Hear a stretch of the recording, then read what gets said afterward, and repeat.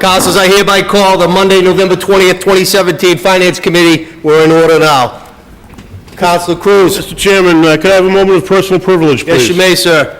Thank you very much. It gives me great pleasure to ask for this moment of personal privilege. Councilor Rodriguez and I spent quite a bit of the last week or two chasing around to see some great football games, and we're really pleased to invite the newly crowned state champion Brockton Boxers soccer team in tonight. If we could go to the Brockton.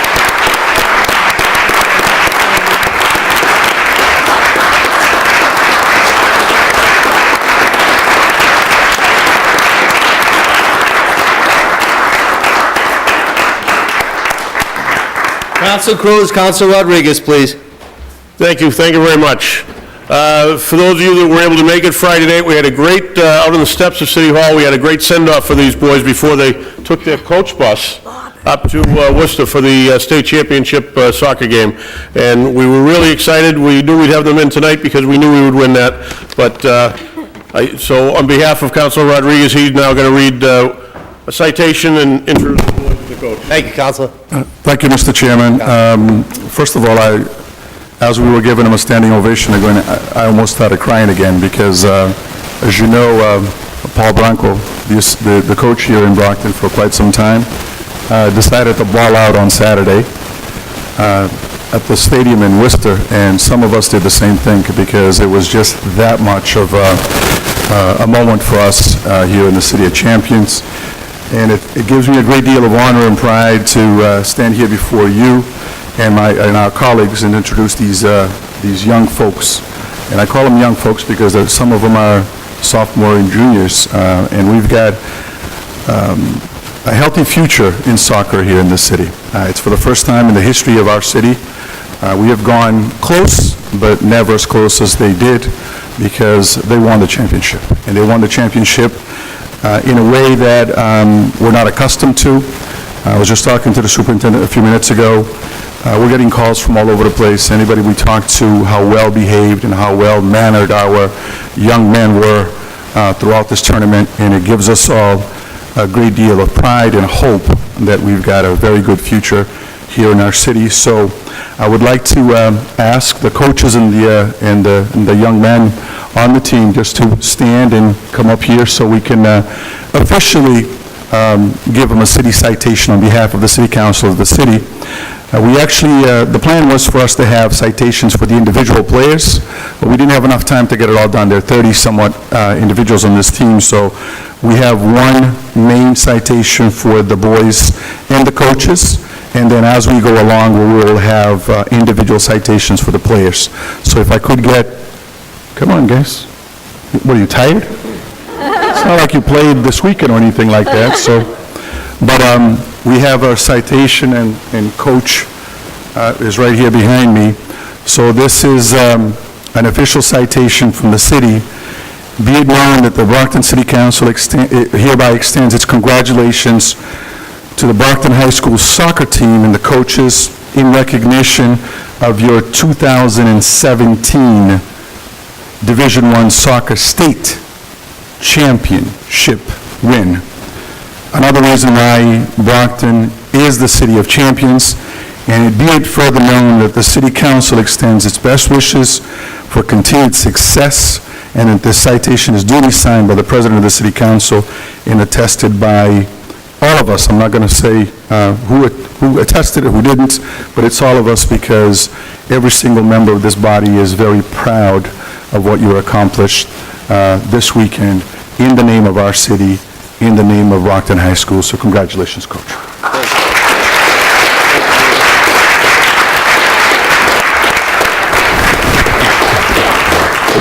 On behalf of the team, thank you, Council, for this opportunity, for this recognition, and we will continue to work hard to continue this legacy of the City of Champions. The City of Champions now will be stronger, there'll be more championships coming because we have a lot of talent, not just talent, but young men that are willing to put in the work and develop themselves and develop their skills. Thank you, Council, and continue your meeting. Thank you.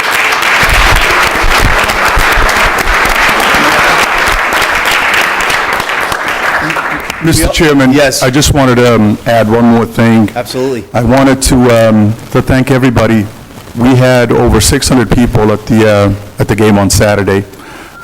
Brocktonians were in Worcester in full force. But we also got a lot of support from organizations and people in this community. So I wanted to extend our thank you to the folks in the school department, to the folks in the I'm not sure if it was Brockton School Police, or just the Brockton Police in itself for helping out. These kids went to Worcester in style, and they came back in style, and it was something that we should all be proud of, the fact that we came together as a community. There was absolutely no color, no ethnic group. We saw this as a win for the City of Champions, and it gives me, again, a lot of hope for our city. So I just wanted to leave it out here and thank everybody. And I also want to thank this young lady right here, Soraya DeBarros. This young lady stayed on us like you wouldn't believe, in terms of making sure that we contacted the right individuals to make sure that the young people got the recognition that they deserve. So thank you, Soraya.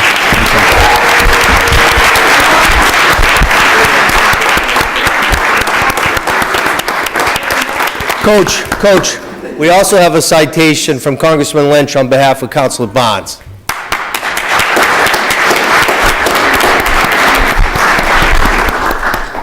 So in the same vein as my colleagues in government and my friends, I actually mentioned, I was with him today, and I mentioned to him about the achievement that you guys have accomplished. And he kind of reared back. He said, oh, really? And he said, how many, when's the last time they did it? And we looked it up, and we saw that this was the first. And in 20 years, there have not been any state championships to come back to the city of Brockton. So he was extremely elated. And unfortunately, he was not able to come here, but he did want me to make sure that you gentlemen know, and that you also know, Coach, that he sends his sincerest congratulations on your amazing world record, historic achievement. And he sent me with the citation. I'll read it. It's a certificate of special congressional recognition presented to the Brockton High School's men's varsity soccer team. And I made sure that it said men's, because on Friday, you emphasized that you are raising men here, that you are imparting in them all of the attributes that men will need going forward. So I made sure that this said men. So you young men, in recognition of your teamwork, sportsmanship, and successful season, congratulations on winning the state championship. Signed today, November 20th, 2017, by your member of Congress, Stephen F. Lynch. Congratulations, gentlemen.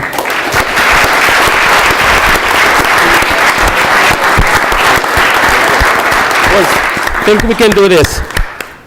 Be loud, be drunk, be rocking and solo.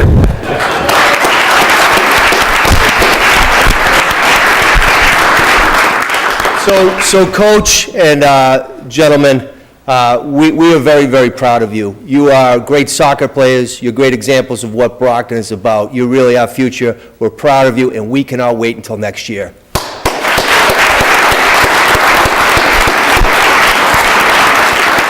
Councilors, we're going to take a 2-minute recess.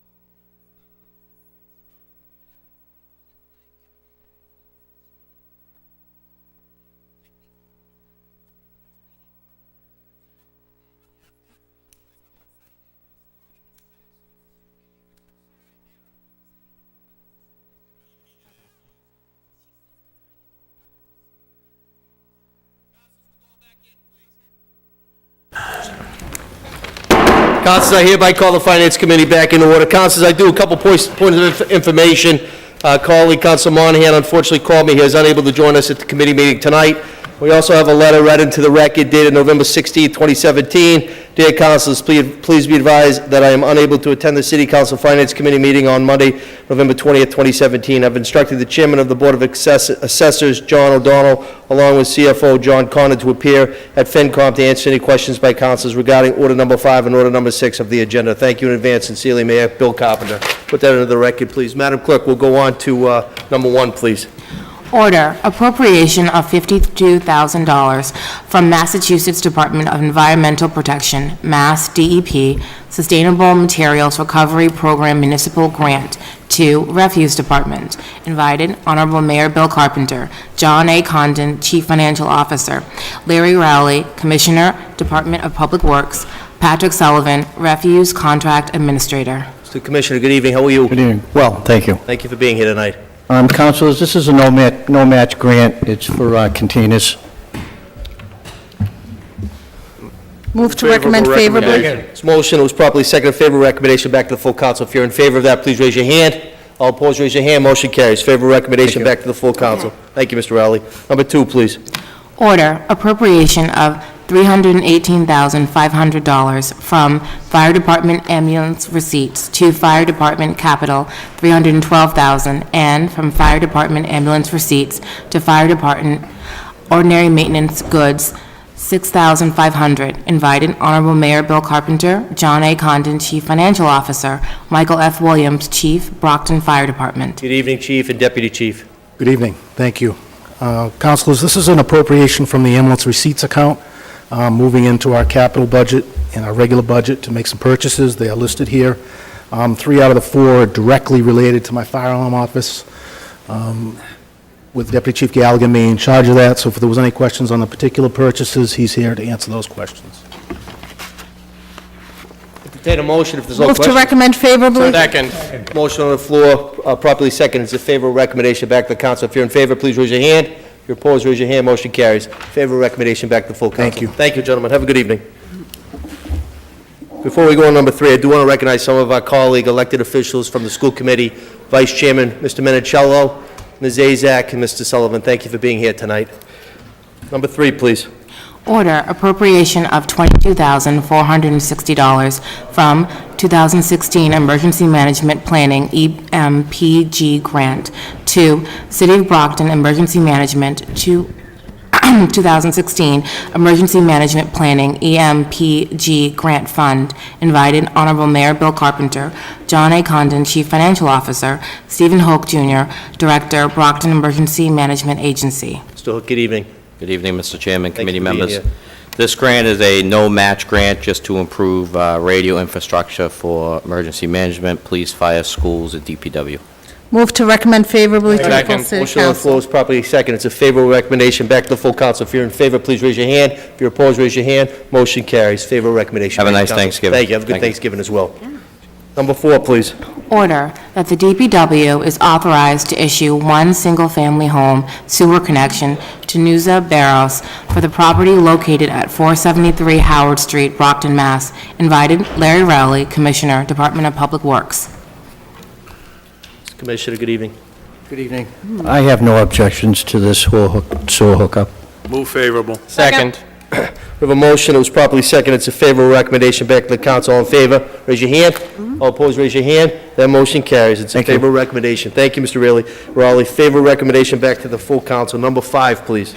Order that the City of Brockton accept the provision of General Laws, Chapter 59, Section 5, added by Chapter 181 of the Acts of 1995, which authorizes an annual increase in the amount of the exemption granted to senior citizens, surviving spouses, and surviving minors under General Law, Chapter 59, Section 5, Clause 17D, to be effective for exemptions granted for any fiscal year beginning on or after July 1st, 2018. Invited, Honorable Mayor Bill Carpenter, John A. Condon, Chief Financial Officer.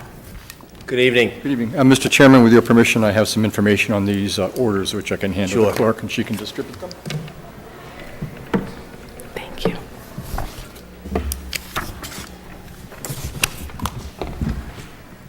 Thanks, Bill.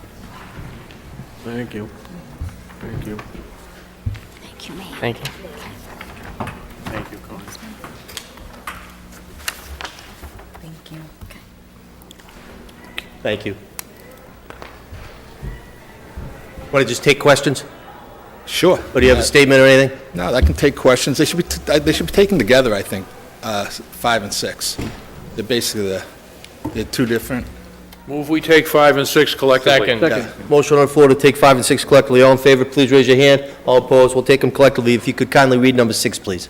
Order that the City of Brockton accept the provisions of General Laws, Chapter 59, Section 5, Clause 41C, which authorizes an increase in the value of the exemption, a decrease in the age limit, an increase in the income limits, and an increase in the asset whole estate limit, and that such changes be effective for exemptions granted for any fiscal year beginning on or after July 1st, 2018. Invited Honorable Mayor Bill Carpenter, John A. Condon, Chief Financial Officer. Council Barnes, you had a question? I did, yes. So I went today, and I'm not sure if Attorney Sullivan could maybe help me on this. So I went today to the Mass General Law, the 59, Section 5, and I went looking for some of these clauses. And as I was kind of reading through with my finite mind, I didn't see where it mentioned any persons for the most part. It mentioned about like real properties, nonprofits, and all these other kinds of tangible things. It wasn't really like a personal increase in the exemption. So I was just wondering, how does this figure in, or how does this work in? And I wasn't sure if I was reading it right, but nowhere did I see anything about seniors or persons.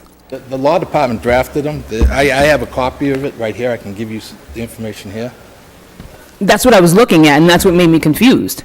No, but the law department drafted the ordinances, the changes. Right, but, well, no, I thought you were talking about the actual chapter. I have the DOR regulations that says what we can do according to those Chapter 59. Councilors, I I don't think get what's going on is that if the it comes city in has to email, I accept get the nothing. provisions which would allow us to increase the amount of exemptions that we currently grant. That's the purpose of this, is to raise or to lower the threshold, or rather raise the threshold at which certain citizens who are homeowners of the city would qualify for these exemptions under either of the two clauses. And the purpose is to grant more elderly or poor taxpayers the opportunity to get the benefit of these exemptions. And to do it, we need to accept these provisions. Conan, I have a question as the chairman and as an at-large council. Why is this happening now? Why didn't it happen right after we ratified the budget? I don't know. The order was filed by the assessor's office after consultation with the mayor and the law department. It didn't come through my office for recommendations. It will be effective. It probably should have been done at that time, but it wasn't, So you don't have a certification letter from me because it didn't come through my office, but I will be providing my certification letter. And basically what the letter is going to say is the annual cost of this for the first of the orders is about $25,000. It will come out of the overlay. The second is about $48,000. That's the projected cost, so a total of about $75,000. Because it's ongoing every year, I can't write a letter that says it doesn't have any impact on the ability of the city to provide continuous services, but that impact is essentially negligible, and so I recommend taking the action because it's a benefit to the homeowners who are least able to pay property taxes. But it didn't come through my office, and that's why and it probably should have been done at about the time of the budget, but I don't think it's too late for that. Council Barnes, do you have a follow-up? No, I actually did see the addendum to what I was looking at, so I'm all set. Thank you. Okay, Thank you. Council Falwell, you had a question? We already do this, don't we? Yes. This is just a modification of the limits? Yes. The only thing I should know, and I don't, is this taxable income or gross income on these limits? I believe it's gross. It's gross income? It's gross. All right, thank you. Thank you, Mr. Chairman. Any other the question? thresholds are Councilor very small. Rodriguez? Oh, thank you, Mr. Chairman. Mr. Condon? Yes. Just a quick question for you. Currently, how many seniors do we have taking advantage of this program? There aren't many. I think that the assessor has a couple hundred. Is that about right? The first one, the 17D, last year we gave, 278. 302 applications were given out, and 278 came back and were approved. For the 41C, we had 132. We sent out 135, 132 came back. For this year, we're typically right this period of time, we're about 95% complete. And we've only had 220 come back for the 17Ds and 92 for the 41Cs. And we sent out 317 Ds and 133 of the 41Cs. One of the things that I wanted to do is just basically ask you, how do we go about publicizing this so that the general population knows that this is actually taking place? And two, I'm not even bringing language into play here, but we do have a great deal of seniors and citizens in this city that are probably not all that familiar with this whole process. Have we done anything in terms of outreach into the general community? I'm not even talking about the ethnic communities. I'm looking at just to, put it out on the city's website, on the cable channel, that we put all kinds of messages on there just to let people know that this exists. Because it's not a great deal of money, but it does help some of these individuals out, and I think we ought to do a little bit more just to make sure that it's as inclusive as possible. We did a thing at the Council on Aging last December, and we had 75 people there, and we only had 10 people that qualified. So, I can bring stuff down to North Montello Street. I have no problem. If you give me the contact person, I'll bring all the information down to them. Yeah. And people contact us. Yeah, because we do have a couple of these adult daycare centers for seniors, and those folks they would qualify because they're on Mass Health. So, in general, if they're on Mass Health, they should be able to qualify this, and if they're homeowners, why not give them that chance as Yeah, well? we will. We have no problem doing that. Okay, I'll provide you a couple addresses and stuff like that. Sure. All right. Thank you, Mr. Chairman. Thank you, Counselor. Any other questions? Entertain a motion. Motion to move favorably? We have a motion on the floor collectively, 5 and 6. We have a proper second on favorable recommendation back to full council. If you're in favor, please raise your hand. If you're opposed, raise your hand. Motion's carried. 5 and 6 are both referred to favorable back to the full council. Thank you. Thank you. Number 7, please.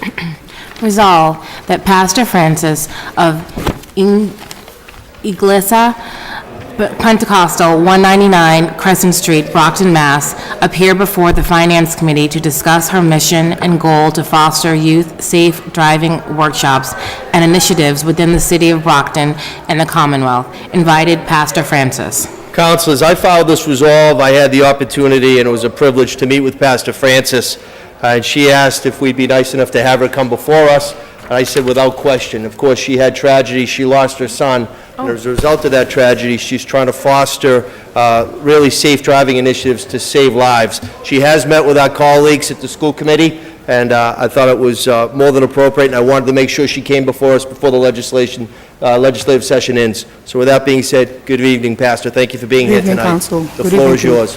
Thank you so much. Good evening, Council and School Council Committee. I'd like to thank everyone for giving me the time to be here tonight. Most of you I know, most of you I don't, but tonight will be the night that I have the blessing to be with you. For those that don't know me, my name is Pastor Francis Arriaga, and I lost my son Isaiah Escabang April 18th of 2017 here in Brockton, which caused a fatal accident where I lost my son. He was 15 years old, a Brockton High School student.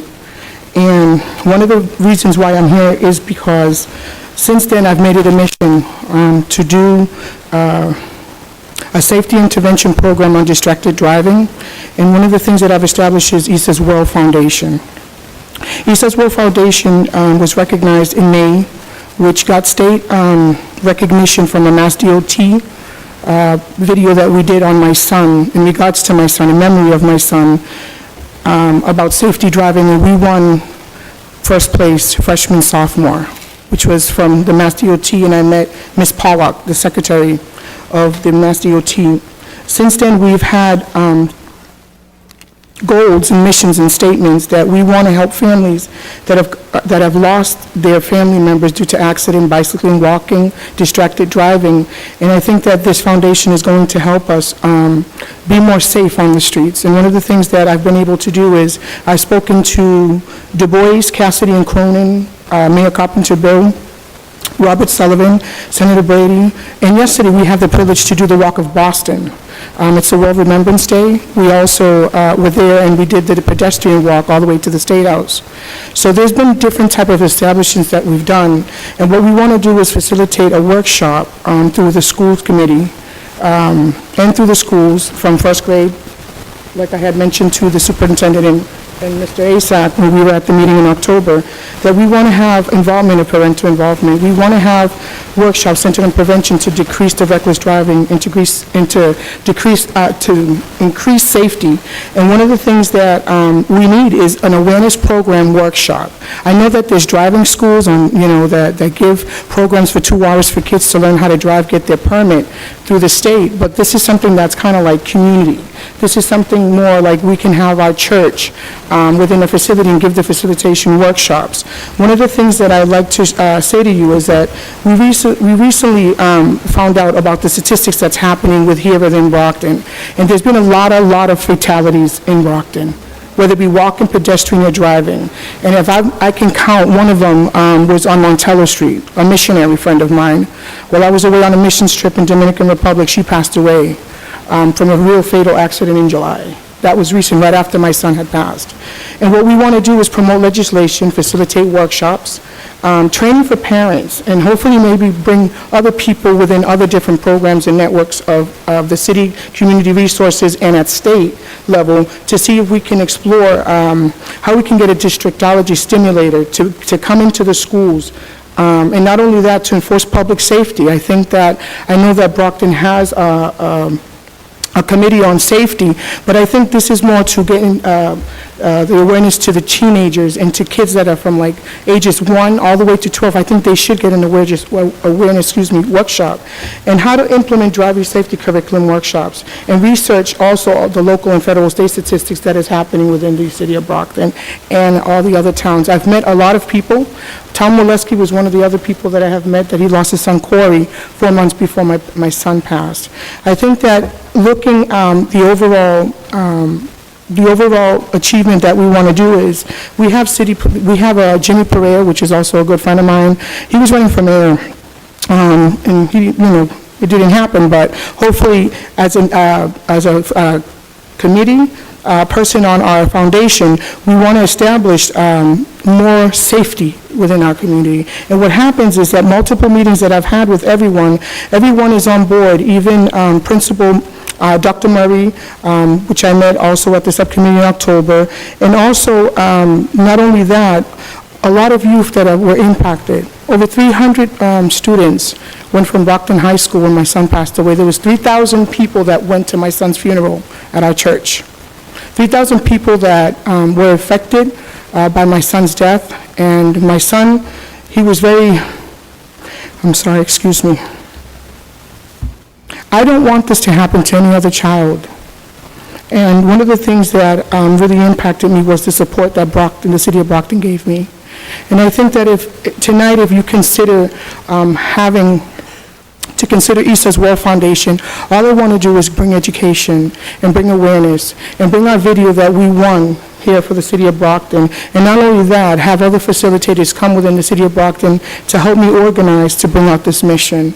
And I want to appreciate everyone that has taken the time this evening to be here and to invite me. One of the questions that I do have is, what has been being done about this issue? How can local offices help us? Maybe we can have sites where we can actually go. What are the actual statistics? Has anybody done research on that? What are the high accident rates, and what part of Brockton have they happened? The other thing is implementing the curriculum, and that's something that we're working on, and hopefully with the school committee, we can work up a new curriculum where I can facilitate workshops and have other people come as well to help me facilitate those workshops and bring that distractology stimulator to the schools, and promote service announcements where we can actually, find out if there's lighting issues, if there's not enough signage within the streets. And this is basically how we would like to introduce this foundation to you, East's World Foundation. It's in memory of my son. It's been 8 months since his passing, and I would like to know, have you lost a family member recently? And how has it impacted you? My son was my only son. He was 15. I have a daughter, she's in the National Guard. She's been serving now for a year and a half. She just graduated Southeastern, and my 26-year-old daughter. Isaiah was the baby. I had 3 more years left with him because he was going off to college, but he didn't make it. So I'm hoping that you take this, this mission that I want to bring forward in the city of Brockton and at state level and throughout the state and to other states. I would like to bring this program, but I think it starts here at home. It starts here at home. So I appreciate tonight for everyone of giving me the privilege. God bless you and thank you so much. Pastor, we want to thank you again. We're very sorry about your loss. Thank you. And, you know, when you and I spoke, we agreed that there needs to be a collaborative approach. Yes. You know, you've met with the state delegation, Senator Brady, and, you know, I can speak on behalf of the councilors. You know, it's a thing that needs to happen to save lives. So I know my colleagues on the school committee can concur with that as well. Are there any questions for the pastor? Councilor Yaneri, please. Thank you, Mr. Chairman, and good evening, Pastor Francis, and my sympathy to you in your loss. Thank you, sir. I do want to make one comment because I think you should realize that the City Council has taken some steps through our Public Safety Subcommittee. Matter of fact, that committee met this evening, to discuss further a resolve that I had placed for them to start to discuss in how do we control traffic in the city. It's on my mind every single day. It really is, and I'm by no means a fast driver. I get the horns blown behind me many times because why? I go the 30 MP. Yes. I go the 35 or 40. I don't go to work. I have to go to work, but I don't fly to go at 70 miles an hour. That's really. correct. And that's what's sad. That's our problem, is the people that just pay attention to no signs whatsoever. Enforcement is the issue that we really need to be working on, and I've discussed that as well as that subcommittee has, even with the traffic commissioner.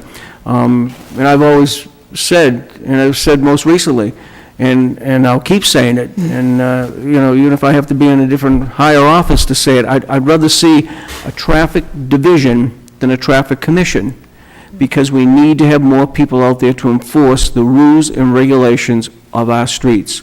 And it's sad when you see people driving and not paying attention, and it's sad because they're using this Yes. to drive with. Sad. I know you get GPS off of this, but if you don't know your way from your house to Cumberland Farms, you got a problem. You really do. You really do. So, I'm in your corner, and I know this whole council is too. Thank you And I so know much. even your school department, school committee would be as well. We'll do whatever we can to work with you. I'll be one of the ones at the forefront of the burner, because I firmly believe that we have to get control in this city. Councilor Sullivan, some years ago, we had the situation with Mr. Yancey was Mr. killed. Yancey, yeah, we brought the state people in, and we were trying to make some headway there to get some, support from them, and we didn't, and it's just sad that no one's paying attention to it. We have to start. That's correct, We sir. have to, but we can't Councilor, do you, keep point of losing information, people. do you recall what the response was when we wanted to lower the speed on 123? Remember what we were told? It's going to cost a lot of money to change the street Yeah, signs. A lot of money We to were change, told. yeah, exactly. And that's just what Ludicrous. we were told. And even now, I've had a few people come to me because there's a couple of streets that have been repaved in my ward, and how can we make sure that there's a sign, instead of saying 30, it says 20? I can make that happen, but it's the enforcement as well, you know what I'm saying? It's, A collaborative effort. we're with you. Thank you Pastor, so we're much. with you, and I know, having been here all my life in the city of Brockton, time has come. We've got to really get out there and do some paying attention to traffic control in this city and throughout the country, to be truthful with you. That's true. It's a state issue too, but let's take care of what we got here. So I appreciate you coming before us this evening. Thank you, Thank you, Mr. Councilor. Chairman. Councilor Lally. All right, thank you for coming. I want to express my condolences as well. Thank you. And I have to say, I think it's important that you're bringing this immediately to the students, because you want to reach them immediately. That's correct, sir. I didn't have, as a high school student, I didn't have my first car for maybe a week, and somebody cut me off and nearly put me into a guardrail. So it's even if it's on top of making sure they drive safe. It's making sure that they know how to respond to, various emergencies that might come up on the road, what happens if they hit a patch of ice, things like that. I think that's, that's important as well. But it is absolutely vital that we increase, the enforcement of everything we have, on the books right now. I drive a lot. I see plenty of people just going like this, their hands or their forearms resting on the steering wheel. That's, it's, I see it all the time, every day. yeah, it's, All of us are guilty that we've done it. you notice it. At some point. And, yeah, and you notice it, and you say, well, what's going on, when you really go to look at it. I've seen, with my Ward 6's school committee woman, Joyce Azak, we've had, intersections right in front of schools where we've seen people, including, from either, a parent to a teacher, only slow down, four-way stop, only slow down just to take the corner. We have to really remind people, sometimes you have your job, and or you have wherever you're going, and you do the same route every day, and there's never really an incident, you get a little complacent. That's great. And we have to remind people that just because you've done this 100 times, it doesn't mean that 101 is going to be the same. Totally agree. There should be more respect on the streets. A lot of people, especially biking and walking. There was a statistic on TV 2 days ago, a father and his 2 children. The little girl, the bike went under the truck. Right. And it was because they wanted to take a right turn. I mean, how could people be so much in a hurry of not respecting the signs? And that was a father walking with his 2 children on a bike. This was 2 days ago.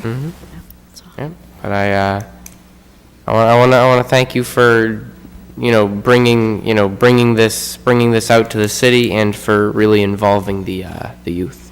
Thank you. Thank you so much. Thanks, Counselor. Counselor Barnes, followed by Counselor Azak. Thank you, Mr. Chairman, and I echo the sentiments of my colleagues, and send you my deepest condolence on the loss of your son. When I read the order that was, the resolve that was coming in, I immediately thought about all of the fatalities that had happened as of late, and the last few years have been unprecedented, I think, and a lot of pedestrian distracted driving. And then you mentioned that, about the distracted driving would be part of the curriculum. So I guess I wanted to ask also, in that, were you thinking of, and I wasn't sure if you mentioned this, but were you thinking of also incorporating some kind of pedestrian curriculum, how to be a responsible pedestrian? Because I've had plenty times where I've had to stop short. Thank God I wasn't distracted. And you see someone in all black clothing, they're just kind of strolling across the street. You don't really realize it till you're right up on them. And then, and I mean, all that stuff that I learned, cross on green, never in between, wait for the crosswalk, all those things that you learned that were corny kind of then, those things can save our lives now because people are not watching. So, and especially for kids, and, at Brockton High, particularly school let out, there are thousands of kids. It's like herding kittens, with all the kids, and they're just trying to get where they're trying to go. And then people trying to get to the light, they're rushing. It's a madhouse. And thank God we haven't had, any more accidents in that particular area, but the ones that we have had been devastating enough. So, is there anything on that? Yes, in the curriculum, hopefully, when I'm going to work closely, hopefully, with the school committee to do the curriculum for the workshops in the schools. And yes, we want to veer to where we do pedestrian safety walking, bicycling, and driving. All 3 have to be into the curriculum, because it's important that we have to know what the measures are, what the state law requires, what is the town code. There's just a whole bunch of things that I could say. But I think that in the curriculum, yes, we'll have all 3 components. And, just one more thing, as this grows, because I'm sure this is probably going to be just a pilot for, another state or even the nation to pick up on, because I'm sure it's a problem everywhere. It's not just a problem in Brockton. But as it grows, just something put in your head, even, with car manufacturers. First of all, there shouldn't be Wi-Fi in a car, because people should be paying attention to the road, number one. Number two, there should be some kind of mechanism in a car that will disable a Yes. car from moving if either you're not paying attention, or you're on your cell phone, or something to connect it, like oh, sorry, Mr. Car Salesman. Were you? Just clearing my throat. Oh, okay. Oh, I thought you were objecting.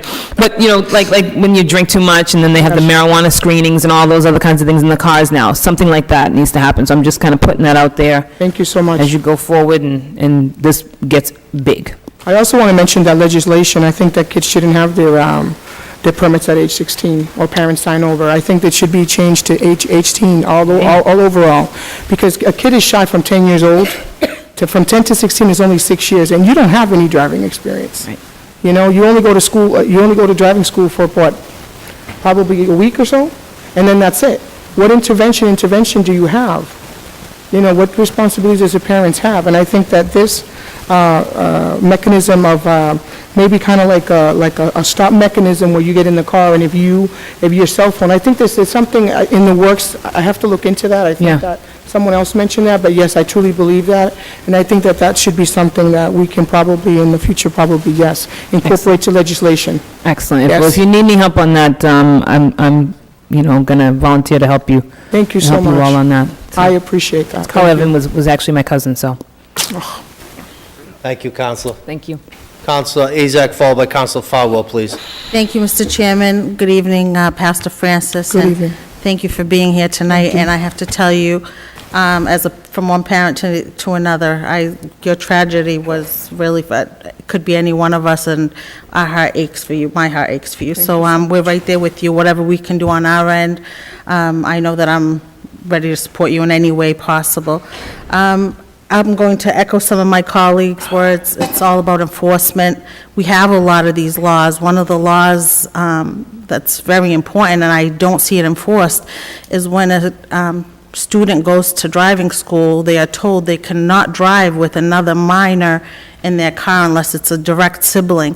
But I see it every day at Brockton High School. I see it on the street, and that's a law that needs to be enforced. We can't have kids with other kids, as everybody knows, kids will be kids. So it's not easy, but I do want to really push enforcement. And education to our kids and education to parents. So you've gone over all of these.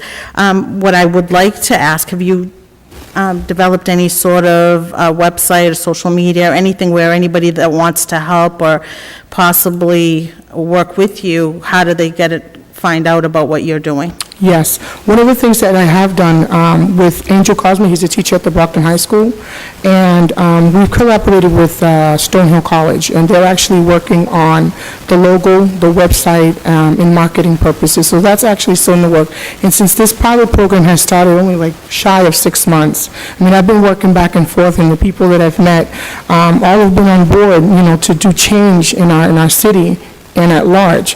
So yes, it's in the works. It still hasn't, we were already incorporated through the state, which was important for East Ware Foundation, but we're actually working all those little interims to get the website going, and Stonehill actually is helping us. Very good. That's good to hear. And once you have that developed, if you want to let Council President Sullivan or one of us know, so we can let people at home know to keep up with what you're doing, and if there's any way they can help. Yes, definitely. We're going to be doing a fundraiser hopefully sometime, maybe within a month or maybe in the new year. Like I said, there's a lot of different projected programs and projects that we're developing right now. So there's different phases, so we have to kind of like bite one at a time. But yes, the logo and the marketing and all that stuff, website, we'll be having that pretty soon. Thank you very much. Thank you so much. Counselor Falwell. Good evening, and just very briefly, I've just connected the dots. I believe your husband is Osvaldo. Yes, sir. Some years ago, I worked with him at a transportation company. Oh, wow. I can't imagine parents suffering the loss that you did, and I have to tell you, it takes raw courage to step up to the plate and do this. So would you give him my blessings and condolences and yes, I will, sir. my best? Yes, I will. Thank you. Thank you so much. Your name, sir? I can't see from here. I have my Well, glasses he on. will probably know me by Win, W-I-N, but it's Win. Counselor Farwell. Okay, Farwell. Okay, thank you so much. Thanks. Thank you, Counselor. Counselor Rodriguez, please. Thank you, Mr. Chairman. Pastor, how are you? I'm good, how are you? I don't know if the folks here in the audience and the folks at home actually know this, but this incident involving your son actually hit home a little closer to me than most, because it actually happened in front of my house. Yes. And the young Good to see you man, again. and the young man actually passed away in front of my house, so every single day when I drive home, it's fresh on my mind, because there's no way you can miss the tree where the correct. accident actually took place. And I just want to applaud you for your courage. Thank you. I believe in most instances, when something like this happens to a child, the normal reaction by the parent is just to kind of shell in and not actually be in the forefront in doing this. So I'm glad you're actually pushing this, and I honestly believe that the number one issue here is education. Enforcement is great, and we need to enforce the laws that we have in the book, but we need to educate people on all sides. Pedestrians, cars, bicyclists, no matter how we look at it, I think that educational piece is an important piece, because I think we tend to forget that. Especially in this fast-paced world that we now live in. Yes. We tend to forget about that, and I'm glad that you're actually focusing most of your effort and your energy on education, and whatever I can do to help out, it actually, I think, would do me some good, just to know that I'm doing something about that, because not a day goes by that I don't think about it, because I drive home, or I drive out of the house, and you can't miss the tree in front of the house. So thank you for your courage. Thank you, sir. And I hope you and your family well. Thank you. As we go forward with this. Thank you, Mr. Chair. Thank you, Counselor. Any other Thank you. questions for the pastor? Again, thank you for being here. and we Thank you look for forward having to me. Working with you. I entertain a motion. Motion to recommend favorably to the Second. full city Motion on the floor council. is properly seconded. It's a favorable recommendation back to the full council. If you're in favor, please raise your hand. If you're opposed, it carries. Favorable recommendation back to the full council. Thank you very much. Thank you so much. Pastor. Have a good evening. God bless Thank you, everyone. Pastor. Thank you. Madam Clerk, number 8, please. Resolve to have representatives of the Brockton Partnership, an informal group of businesses, come before the City Council to talk about the reason they have come together and the potential purpose. Invited, Robert F. Rivers, Chairman and CEO, Eastern Bank; Christopher Cooney, President and CEO, Metro South Chamber of Commerce; John Marion, Tuxedos by Marion; Mary Waldron, Bridgewater State University. Council's point of information, Council Monahan filed this resolve. He did call me again. He got tied up at work. He has asked the Dean of the Council, Mr. Ianary, to open up the resolve. Counselor. Thank you, Mr. Chairman, and have a conversation with the councilor just a few weeks ago in regards to this. Is pretty much his reasoning for filing it is so that we can find out a little bit more in depth to why this group has come together and to what their mission is going to be to working, I believe, even with us, not only through the city, but even through the city council. So that's one of the concerns that he had, and hopefully we can understand a little bit clearer sense to what they are going to do in their actual mission. So I don't know which one wishes to speak first, whether Mr. Cooney or Mr. Marion or Mr. Rivers. Go right ahead. Rivers, good evening. Thank you for being here tonight. Thank you. I appreciate this opportunity to really indulge all of us in a bit of a social call, as I call it, tonight. I will tell you that as someone who grew up in Stoughton and went just down the street to Stonehill and commuted there for most of that time by the Bat Bus, my connections with Brockton are long-standing indeed. So it's great to be back here, and it's great to be working on this particular project, which is motivated not only by that personal experience way back when and today, but also by my deep interest and belief in what we call private-public partnerships. And I think you're very familiar with those here in Brockton, as are many other cities. My first exposure to them was actually in Lowell.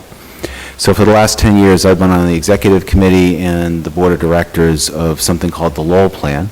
The Lowell Plan, as you may know, was established over 30 years ago by the late Senator Paul Tsongas. And really the intent of that organization, much like ours in many ways and much like others around the Commonwealth, was to really bring together leaders in the private sector, those in the nonprofit sector, along with those in public service, to really supplement efforts and try to be helpful in terms of economic development in a city. So at that time in Lowell, of course, there's a chamber in Lowell, as there is one here in Brockton. And really, that group was brought together really to supplement the efforts of the chamber and many other organizations around economic development. So that was my first exposure. Along the way, I found out that Eastern, one of my predecessors as CEO, Stan Lukowski, had been one of the founding members of the Salem Partnership, which has also been around for about 3 decades. And so I got a bit of the bug and reached out to Lane Glenn, who's the president of Northern Essex Community College in Lawrence, and asked him whether or not he thought Lawrence would benefit from an organization such as existed in Lowell and other places. That was 4 years ago. Today, it's now called the Lawrence Partnership, again, a private-public partnership that includes representation from all the 3 sectors that I mentioned previously. The number of accomplishments of the Lawrence Partnership in its young existence are many. Everything from a microloan fund to help downtown businesses to what's called a training consortium, which is to bring together large area employers and really match them up and develop the skill sets of those in the community to take those jobs in and around Lawrence, and a number of other things. So that's been a very exciting chapter. So about a year ago, I started talking with Chris and Mary and John and others and was asking them, would there be an interest in having some sort of a group come together here? So about a year ago, we started to get together a pretty broad representation of people from the private sector, nonprofit community, and started to ask that question, is this something that the community here would have an interest in? And really, our whole rules of engagement at that time were, again, this started last September, was we were going to hold a meeting, we were going to invite a bunch of people. If people showed, we'd ask at the end of every meeting, should we have another one? And here we are, 13 meetings in, going on our 14th meeting next month. Really, our intent at this point is fairly ill-defined. It certainly meets the spirit of a private-public partnership, but we've really formalized nothing. So unlike the Lawrence Partnership and Lowell Plan, Salem, and others, there's one in Lynn too, that have an official organization, 501c3, established board, and so forth, we've established nothing of that sort here in Brockton. And the reason for that is we're really trying to figure out, what the role of this group might be. The good news is, one of our primary motivations of these groups here in Brockton and other places was to really increase the civic engagement of the business community. One of the things I've observed throughout my career in lots of different places, you probably have as well, when you get people together to talk about economic development and the needs of the community, the people who are always at the table, well, first and foremost, it's those in public service, and it's those in the nonprofit sector, but when it comes to the business community, sometimes it isn't as strong as those other sectors. So really our first objective was to better engage the business community here in what's going on in Brockton around economic development. And case in point as to why that was needed, when we first started our conversations along the way in the middle of all of it was, of course, the urban renewal plan that was developed by the city. And so we started to talk about that, and while people were aware that there was one, very few people in the business community knew exactly what it was. Very few had read it. Very few knew what projects were inherent within it. So one of the very first things we did was just take out the plan and try to educate ourselves as to what Brockton was trying to accomplish and how we could help support that.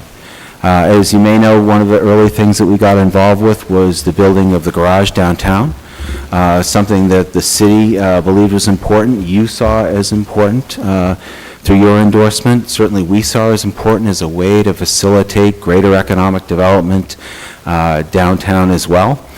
So occasionally, this group, I suppose, would engage in certain advocacy efforts where appropriate For the most part, though, today, we are in this formation stage, much like the others before us, which is really just to educate the business community on what the needs of the community are, get the business community much more engaged, again, in partnership with the nonprofit sector and those in public service around those matters, to figure out what it is that we could do using our resources to assist that effort. And so that really is what led us to want to do this, really have more of, provide an overall to all of you at what time in terms of what we're doing for a couple of things. One, to inform you as to what we're up to or what we think we're up to, some of the things that we might hope to accomplish in the future. Certainly develop a relationship with all of you, because we're going to need, obviously, your input, your guidance, your support where you feel like it's warranted in terms of things that we can do, and really be a true partner in all of the work that you've been doing here over so many years. So that's really about it. I'm happy, and my colleagues are happy to answer any questions that you might have, but really that's our intent. As in all these private-public partnerships, they are nonpartisan. So while we work with government, one of the things that you may know in other private-public partnerships, when they get formalized and they're funded, they're completely funded by the private sector. So as a general rule, private-public partnerships that I've been exposed to do not seek nor really want government funding, quite frankly, because again, to keep that really, that nonpartisan focus, we want to make sure that there's no undue influence there, but at the same time, obviously, we want to make sure we have a strong partnership with government. So really, why don't I stop there, because that's probably a lot, but I'm sure you may have questions, so. Thank you, Mr. Rivers. Thank you. Councilors. Council Beauregard first, please. I'm sorry. Well, good evening, and thank you for being Thank you. here. Thank you for your interest. So it's no secret that I speak to some of your cohorts here this evening on a regular basis. Some of them are fond to hear from me, others not so much, but anyway. The Metro South Chamber of Commerce has a map of Brockton. So, and they're free, they're available downtown. And I hand them out all over the place because most people really don't realize how much and how big Brockton is. So I think the first thing we'd like to do is take you all over Brockton so we could discuss our little dilemmas, our little challenges, etc. I mean, you were here this evening and to witness, as we often see, the remarkable talent of our award-winning schools in the city of Brockton. We are the fourth largest school system. So tonight you saw the soccer team, but it's nothing for the drama club to win all sorts of awards or for our students at Brockton High to be the largest recipients of the John and Abigail Adams scholarships. This is different than other communities because this is Brockton. And we have a phenomenal school system, which we have every intentions of keeping. So the first thing we'd like to see is how much businesses would like to work with keeping our schools the best that they are and make them better and grow with the needs and demands of our community. So that would be number one. Sure. And you know that we're fortunate enough to be bordering with 4 institutions of higher learning, one that's lucky enough to be located in Brockton. That's Massasoit Community College that celebrated 50 years. Mm-hmm. And I sincerely hope that you're including them in everything you do. I know a lot of great professors over there. And I was talking with the CEO of the Chamber today, and we were talking about how we want to include the talent of Bridgewater State University, because you understand, right, that a lot of kids that graduate Brockton High go to Bridgewater State University. And then we have Stonehill College. We work closely with them. They also have a little office downtown on Legion Parkway to have community engagement, and they're involved with nonprofit management. And, of course, we're awaiting the, new location for UMass Boston, a satellite campus, and we're ready to embrace them anytime they want to come down. I invited their former chancellor to come on down, and he lived in Stoughton, so that was no problem as far as commuting was concerned. But in all seriousness, we have over 100,000 people in the city. but we're the only city in Plymouth County. And we have all these little communities that rely on us, regardless if they live in Plymouth County, because they could be living in Norfolk or Bristol County. So I believe this could be a good idea. We've had another situation that still exists. It's on how would I say, it's on life support right now. And it's called Brockton 21st Century Corp. And what we'd like to see is, how would I say it, more future planning, because just because it used to be done one way, it doesn't mean it's going to be done that way continuously. We're strong proponents of agriculture. We're very prepared for STEM. We already have our students doing that, and we already have the colleges. And we want to welcome as much as we can in the biomedical field.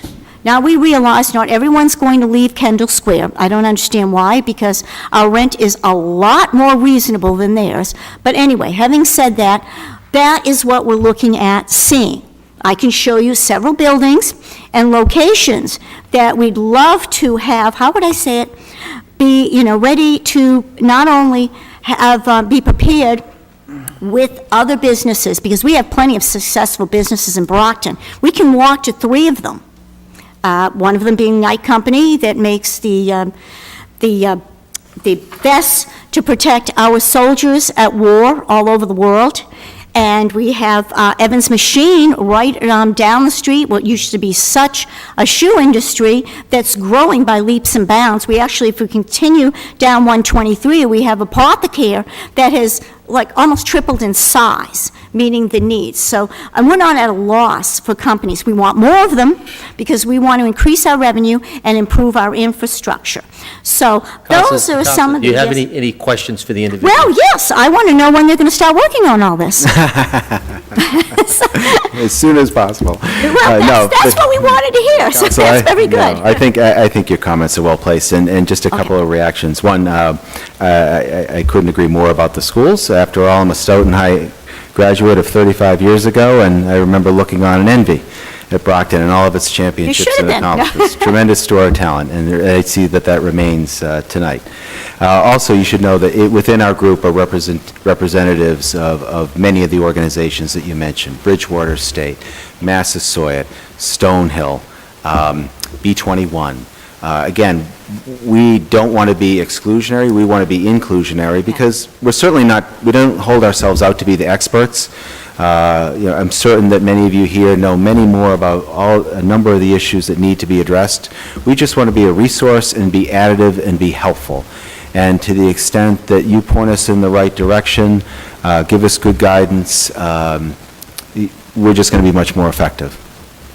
Okay, thank you. Council, thank you. Council Fowl, followed by Lally, please. Welcome.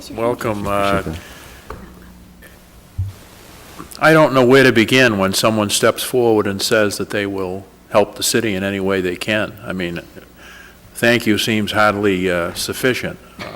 I will say that you mentioned being inclusionary. There's a standard joke when you go through a campaign, you see the same people at the campaign events. If you just cobble together the same people who perhaps have always been involved in the city, I think you'll miss something. So I hope you'll branch out, and hopefully all of us will see people that maybe have never stepped forward before to offer their expertise or their recommendations. Yeah. One of the things that I would like to see is more options for the city. We have a philosophy now that strikes me that I think people feel if they cram enough housing downtown and enough affordable housing, we will suddenly transform Brockton into a combination of Rodeo Drive in Beverly Hills, Newbury Street in Boston, and Fifth Avenue in New York, and I'm not quite ready to adopt that yet. I'd like to see other options. Office professional. I'd love to see light manufacturing doing something. I'm also concerned about the mall, because I do think we're going to see a reduction in retail sales over the next 10, 15, 20 years, because unfortunately everything is Amazon and people ordering at home and getting the goods shipped to them. And so I do worry about the mall, because that is a big employer and it's also a nice tax base.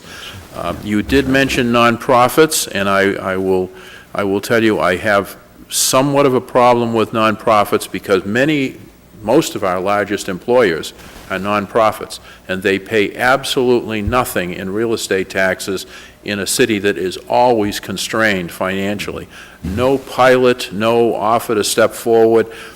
Given what we're going to hear shortly from the schools, if there were even a 5 or 10% contribution on what ordinarily would be charged for real estate tax, it really, Mr. Rivers, would do wonders for the city. Yeah. And yet we continue to provide all of the services and as we have to. We don't have a choice. So I think you've got an opportunity to just broaden that vision, broaden the group. Yeah. You've got some talented people here who have the historical perspective of Brockton, but the future vision of Brockton. I jokingly tease my colleague, Councilor Lally.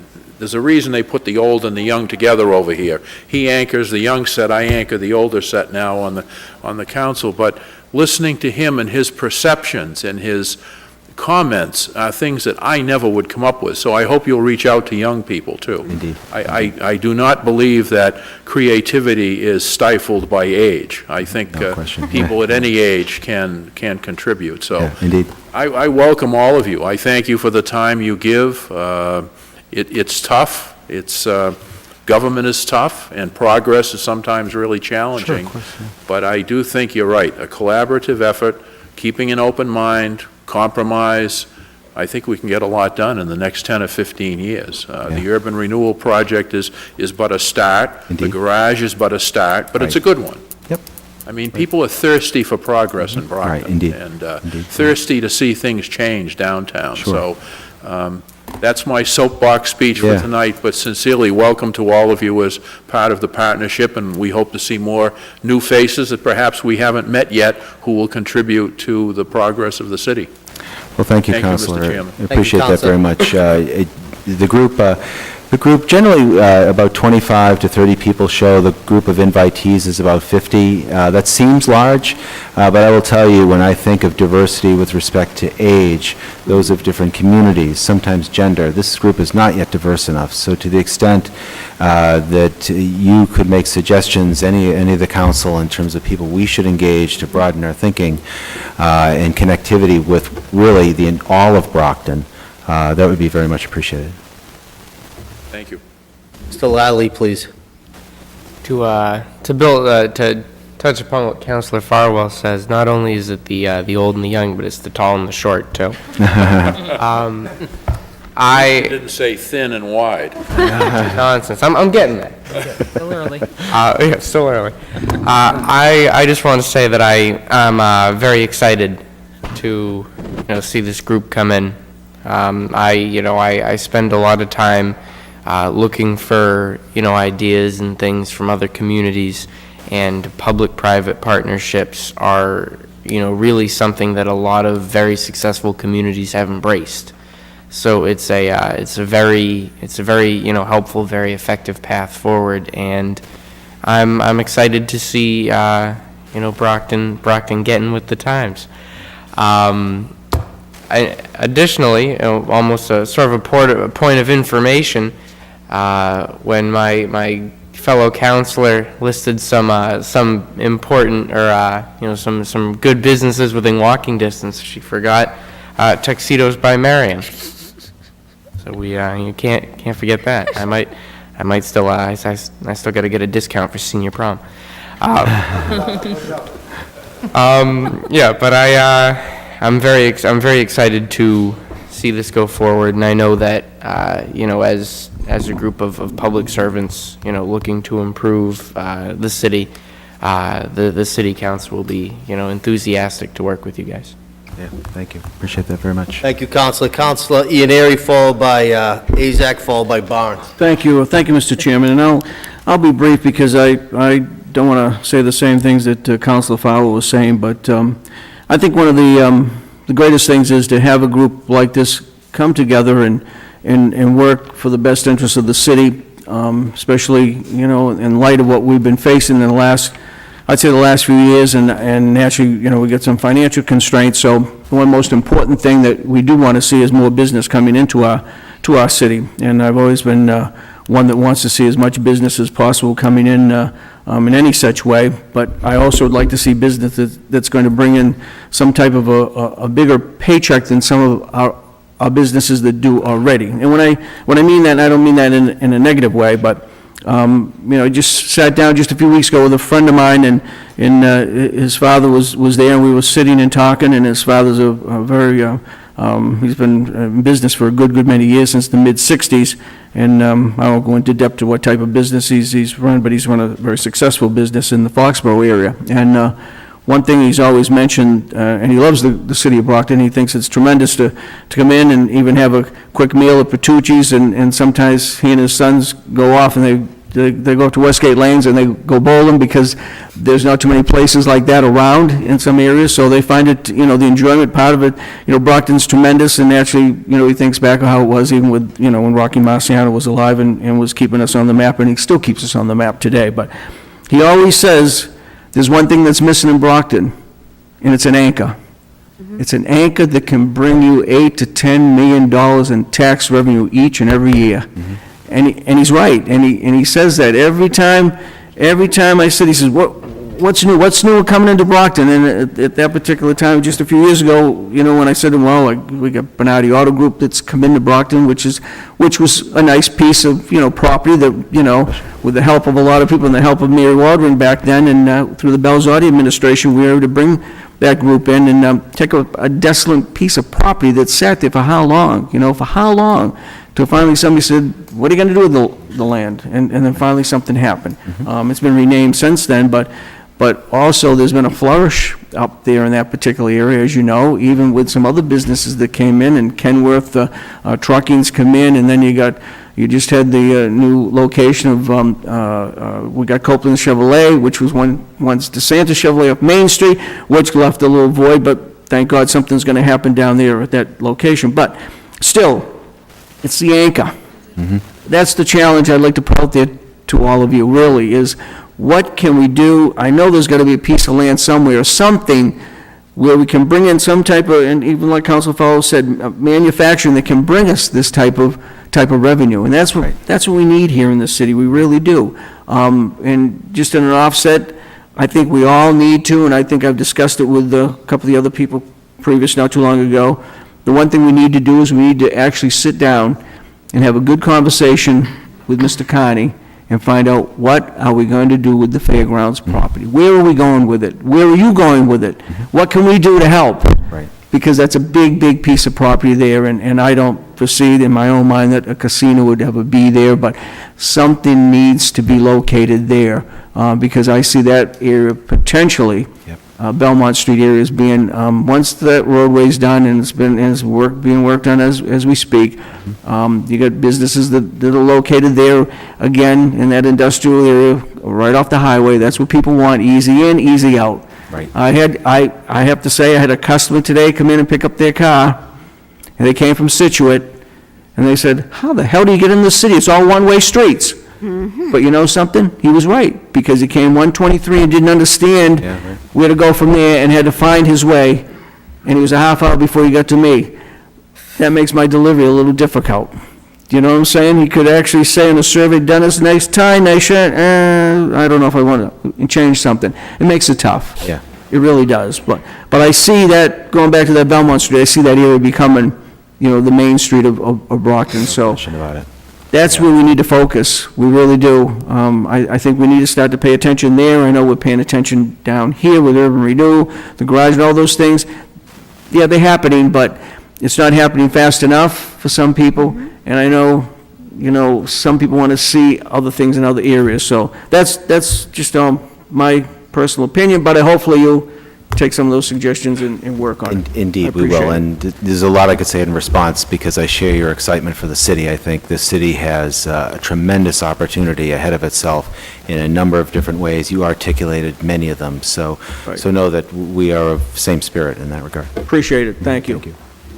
Councilor Ezak, please. Thank you, Mr. Chairman. Good evening, Mr. Rivers. Thank you for your presentation this evening. you. And I'd like to thank Chris, Mary, and John. I know you met with many of us months and months ago to present this to us, so I really appreciate that, opening up the lines of communication and giving us an idea of what your plans were. So I'm very excited about this. I think it's anybody who wants to help Brockton, I'm all for it, and anything that we can do together in support of. I know that there's probably business owners out there that want to possibly be a part of this. How do they find out about you? I know the chamber's probably one way, but have you developed any, when do you meet, or how they can get in contact with you? Well, I think certainly as our circle grows and that collective network grows, that's certainly going to be helpful to that cause. Certainly, Chris and the Chamber have done a lot of things in a very structured way to do that. But I think also just seeing some movement is also helpful. One of the things that I like to think that I bring to the party here, certainly I know a little bit of something about Brockton, but I really don't know Brockton. And so I'm here as much to learn as to help in that regard. But what I do bring is a perspective of how other places have done it and connections that are outside of the city. Someone that I stay very close to on these matters is Secretary Ash, who's a friend of mine, and had breakfast with him about Brockton just a couple of weeks ago, and asking him his opinion on what does Brockton need to do, what opportunities does he see, just to get that source of input from that particular perspective, because those, as you know, are potentially very significant resources that could be helpful. Not the only source of potential resources out there for us, but a particularly important voice, as well as others that would like to be here. A lot of people in Boston, and this is where I happen to sit in my office, would rather be here. And the strength and growth of Boston is Brockton's opportunity. I mean, you're on a 25-minute commuter line, a very reliable one, right into Brockton. And as someone who just spent an hour and a half driving from Boston to get here to this meeting, and after Brockton Partnership meetings, as we call it, on the way back the same way, I can attest to the fact that it is, as you well know, because I know you've done it, it's a miserable experience. And there's a lot of people that want to get out of that experience and come to a city where the housing is cheaper, not affordable housing or workforce housing, market rate housing, but cheaper with a better quality of life that saves them probably at least 3 hours of their commute time by getting on the train. I think in many ways Brockton's proximity to Boston, which as you know is booming, is a major leverage point for this city. And but I will tell you, though, one of the things that we are very sensitive to, and I think we all should be, and I know you are, but I want you to know from a business community standpoint, we are. I had the opportunity to be in Atlanta about a week ago. The City of Boston does the city-to-city program where a group of people go. It's sort of an exchange trip, and went down to Atlanta to look at what they were doing in their city to develop their areas that needed to be developed. And we went to a particular area that had been redeveloped, and it was beautiful. And they had all market rate housing, and a place that had been previously devastated, completely vacant, some housing certainly, public projects, but largely left not going anywhere for a very long period of time. And now it's very exciting. It has lots of shopping, lots of restaurants, and lots of market rate housing. But you know what it doesn't have? It doesn't have all the people who used to live there. So I want you to know that whenever we're thinking about these questions, the question we're always asking ourselves is, who are we building it for? Because you can get a lot of highly paid professionals out of Boston to move to Brockton, I believe, and commute into those jobs and bring a lot of economic activity. And I don't think that that's a bad thing. But if it comes at the expense of the people who are here that make the city their home today, then it's probably not a great trade. Thank you. You had me at Secretary Ash. Next time you have a coffee with them, can you please remind them that we did not forget about the College Collaborative, and we need it for our downtown. It's for our economic development. We're in dire need of it. That's the only way we're going to change our downtown, so we're going to... We did talk about that. He thinks there are other ways, but... we have to keep pushing for that, because that's the only thing that's really going to make a difference for our downtown. Yeah, So we haven't forgotten. We'll keep, so if you want to Gotta bring them. keep- gotta keep We make pushing. good coffee, we can all kind of Gotta bring keep them our pushing. way, and we I can agree with keep on that. trying. Unfortunately, our friends at UMass Boston are a little preoccupied right now, Oh, right? I know, it's beautiful, though, it's coming along beautifully, so what they're doing down there. No doubt. Very good. So are you open to new businesses that do want to be a part of this Actually, partnership? the list grows with every meeting. When are you meeting? What do you, where are you meeting? Our next meeting is December 8th. So what we do is we rotate the meetings to different locations. And really the intent is, and we ask a different business to host us. So part of the objective is, let's get people out and around to different parts of Brockton so you see it. Have a meeting at a different business so you can learn about it. So we ask people that are part of the group to host a different meeting. So we're going to Barber Corporation on December 8th, 7:30 to 9 in the morning. And we've been meeting on Fridays, 7:30 to 9 every month. And we put out an agenda of things we're going to talk about. So this particular agenda, there's a number of updates on where certain things are that we've talked about previously. But the thing that we're going to go deeper on in this particular meeting is the CSX site. And again, it's one of those parcels, one of those catalyst sites, as Jay Ash would call it. He said, that's one of the catalyst sites in Brockton. And I'm sure many of you would agree that that's a site also for offering tremendous opportunity to Brockton. But if you poll people in the business community, including myself, and ask them to go find it, they wouldn't know where it is, let alone the history, why it's a catalytic site. So really, as we bring this group together to first and foremost better educate the business community so we can be better directed in things that we can be helpful with, that's the main focus of our meeting in December. Very good, thank you. So do you have a website, or do you have? No, how do they find? there's no... This is it? This is, you can email me. email you? Okay. Yeah. Can we have the email? Of That way course. for people, if anybody's interested, they can? Yeah, I'll leave some cards. Okay, perfect. Okay. Thank you very much. Welcome, thank you. Thank you, Counselor. Counselor Barnes, followed by Counselor Rodriguez, please. I'll actually defer, thank you. Counselor Rodriguez, please. Thank you, Mr. Chairman. I was feeling left out, so, everybody had something to say, so I was going to say something. No, I was just kidding. I just want to, and thank you, Mr. Rivers, for being a friend of Brockton. Your organization does a great deal in terms of supporting agencies here in our community, and I'm glad that you haven't forgotten the city south of Boston, But I have a quick question in terms of how is this partnership going to affect the existence of the 21st Century Corp., given that many members of the 21st Century Corp. or the board of the 21st Century Corp. are also members of this particular organization? Thank you, Counselor, for those kind words. In answer to your question, I honestly have no idea. We don't have any particular agenda around that. Obviously, I'm aware of B21's existence, some of the history, some of the things that perhaps didn't go as well as they could have, and some things that actually did go well. So ours isn't designed to replace B21. It's meant to be additive to, as it's additive to the chamber and other organizations that are here. Mike Galarani is part of our group, so he's a member, so that we keep that connectivity, so there isn't a feeling of any sort of competition in any way. So I guess we'll see that how it evolves. That's a question, obviously, you all know much more, certainly than I do, about, and would have much better opinions on what that could mean. And certainly, if there's a way that we can be helpful in supporting that organization, transforming it in some way, certainly, we're all ears. Another issue, for instance, I'm very familiar with Lowell. Lowell was basically in the same situation that Brockton is today, several years ago. And I think one of the catalysts that came into Lowell that made Lowell the city that it is today is actually the Songus Arena. And I've often said, when are we going to get the Songus Arena in Brockton? Because for some of us that are involved in politics in this city, often we travel into Lowell for the Democratic Convention, some of the other things that take place within that particular facility that we would never see here in Brockton.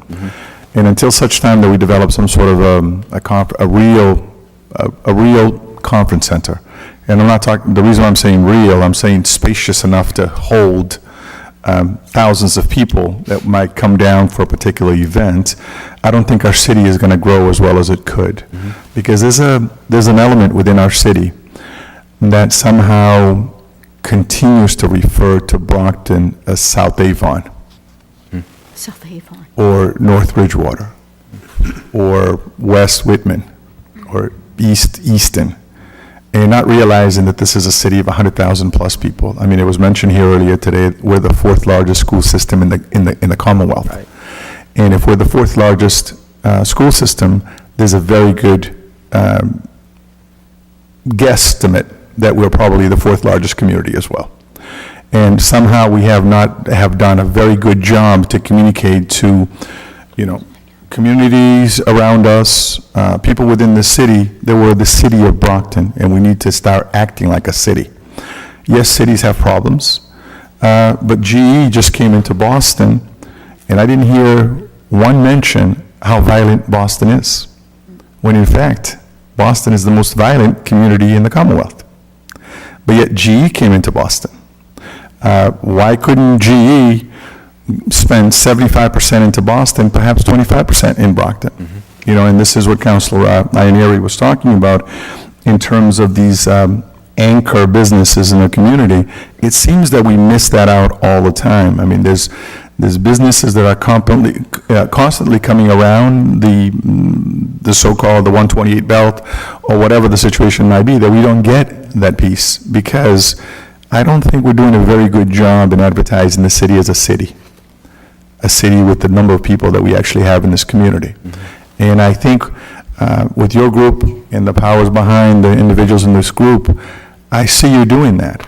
And I beg you to do that, because if we had a coordinated effort to work with partners throughout the state, in a sense, I don't see us going to a GE type and say, hey, we have, our housing is X, Y, and Z cheaper than some of the communities that you're looking at. We have a workforce in this community that's unreal, unreal. People that actually will do anything to have a sustainable job. And this is a selling point that I don't think we spend a great deal of time talking about. I don't want to upset the folks from the chamber, but I sense that we spend a lot of times within our circle instead of expanding beyond the circle of friends that we have. And I think we need to start expanding beyond the boundaries of Brockton and searching those GEs types, to come down, not necessarily full 100% into Brockton, but a percentage into Brockton. Because as you said earlier, if we're 25 minutes away from Boston, what's 25 minutes? Why couldn't a division be placed in Brockton? I know we sit here, we dwell on the fact that we don't have a great deal of land in the community, but we got plenty of land. We got plenty of closed down factories and places that we can plow down and create spaces for some of these businesses to move into our community. I don't think our effort has been a sound effort where everybody is thinking with the same mindset. And I think for the first time, I sat down with a couple of these folks that I have a great deal of respect for. For the first time, at least it makes me feel well to know that we've got a partnership going that will look beyond just the surrounding communities and beyond just the boundaries of Brockton. Because I think we need to do that. We need to go after and find our Songus Arena. To bring it to this community so that we can start acting like a city. Because I don't think we have done that in the years that I've been in Brockton. We haven't spent a great deal of time, talking about the city of Brockton, not the community of Brockton, but the city of Brockton, and have all the whistles and bells that come along with cities. And I want to thank you for being a part of this and be willing to do this, because you and your resources, I'm sure, and your reputation and relationships that you have out there could be nothing but a gain for this committee. Well, I appreciate those comments. Again, it is a partnership, and Lowell was very lucky. As you will all recall, they had Senator Songus, who brought in a lot of federal money to build the arena and other things there for Lowell. I'll tell you, as someone who's spent the last decade in Lowell, and it's a city I've come to love, and it has so many great attributes, but I will tell you the partnership between the Lowell plan and the city government is not as good as it should be. And it's really because we want to have a much better relationship with than that with all of you. That's what's going to get us all collectively going. And I want to thank you. Was that the last? No, I'm actually going to say one more Okay, thing. sure. So since that relationship isn't really all that good, how about if you put all your energy into the Brockton partnership? And I can guarantee you that the relationship will be great. Yep. All right? Okay, fair enough. Thank you. Thank you. First of all, I want to thank Mr. Rivers, I want to thank Thank the you. other individuals for being here tonight. This is a good thing for the future of Brockton, and I've said it many times. The number one asset in the city of Brockton are the residents, the people that live here. And if Brockton was a stock, we should all be buying it. Right. So, Agreed. I didn't know you were a Stoughton guy, I didn't know you were a Stonehill guy, I knew you were a banking guy, I know you're invested in the city, your insurance, Smith Buckley and Hunt was acquired, Easton Insurance, so you're vested here. Yeah. My only suggestion would be to try to expand that, and you've already said you're trying to expand that, but look at retirees, people that have skill sets, kind Yeah. of like Seed. Yeah, Look at that, look at other municipalities. Dave Murphy, the town manager in Randolph, had always said to me when I was a town attorney, we need to have regular roundtables. So the core is to invest Brockton, keep Brockton. I think the number one thing is perception, right? I know many, many money people in Boston that have said to me, Sully, we're not coming to Brockton. Every night, Channel 7, Fox, it's Brockton, Brockton, Brockton. So we need to have a collaborative approach. The DA's office is here, the new DA's office is here in Brockton. So I think we need to reach out to the educators, the law enforcement, the everyday citizen, and of course, the healthcare industry, in the VA hospital, So I applaud you. And the enterprise. Yeah, well, good luck on that one. But what I That makes will a big say difference, is, the enterprise, but distribution is up in Auburn, Massachusetts for the enterprise, which makes no sense. But I also think we need to leverage some of the things that we've done, right? When Leo Mean and WB Mason wanted to leave here, we used a TIF to keep them here. So there's a lot of creative financial things that we can do. Indeed. But I also, echo the sentiments of my colleagues. We're all Brocktonians. we're vested here, but we need to expand it. And Agreed. I applaud you again for what you're doing. Thank you, This sir. is all volunteer. So, thank you for that. And if Thank you you. have a closing, that'd be great. Great. So I guess the one thing I'd want to just close with is thank you. Thanks for the time to do this. Thanks for your interest in asking questions. Thanks for the garage vote. To your comments earlier, Counselor, and, success breeds success. And I will tell you, outside of this city, that vote, that unanimous vote, really spoke volumes. Spoke volumes to, I'm sure, people here in the city, but to people outside the city. It was a very important victory. I know it's just one garage, but it's a catalytic project, and it was a really resounding statement, I think, by this council, that you're a place that wants to do business. So thanks very much for that. Thank you. And I'll leave my cards here for you. Please do. Thank you. Motion to recommend favorably to the Second. City On the Council. motion, Counselor? No, before the motion, could I ask that you might stay for the rest of the meeting and hear from our amazing school system, and also... I think Mr. Rivers has a pretty good drive back to where he's going, so... Well, I want him to hear about our Plymouth County Development Council representative here. Okay, thank you. Motion on the floor, properly second, in favor of recommendation back to council. All in favor, raise your hands. All opposed, that carries. Favor recommendation back to the full council. Thank you again, and I wish you all a happy Thanksgiving. We're going to go on to the next agenda item, please.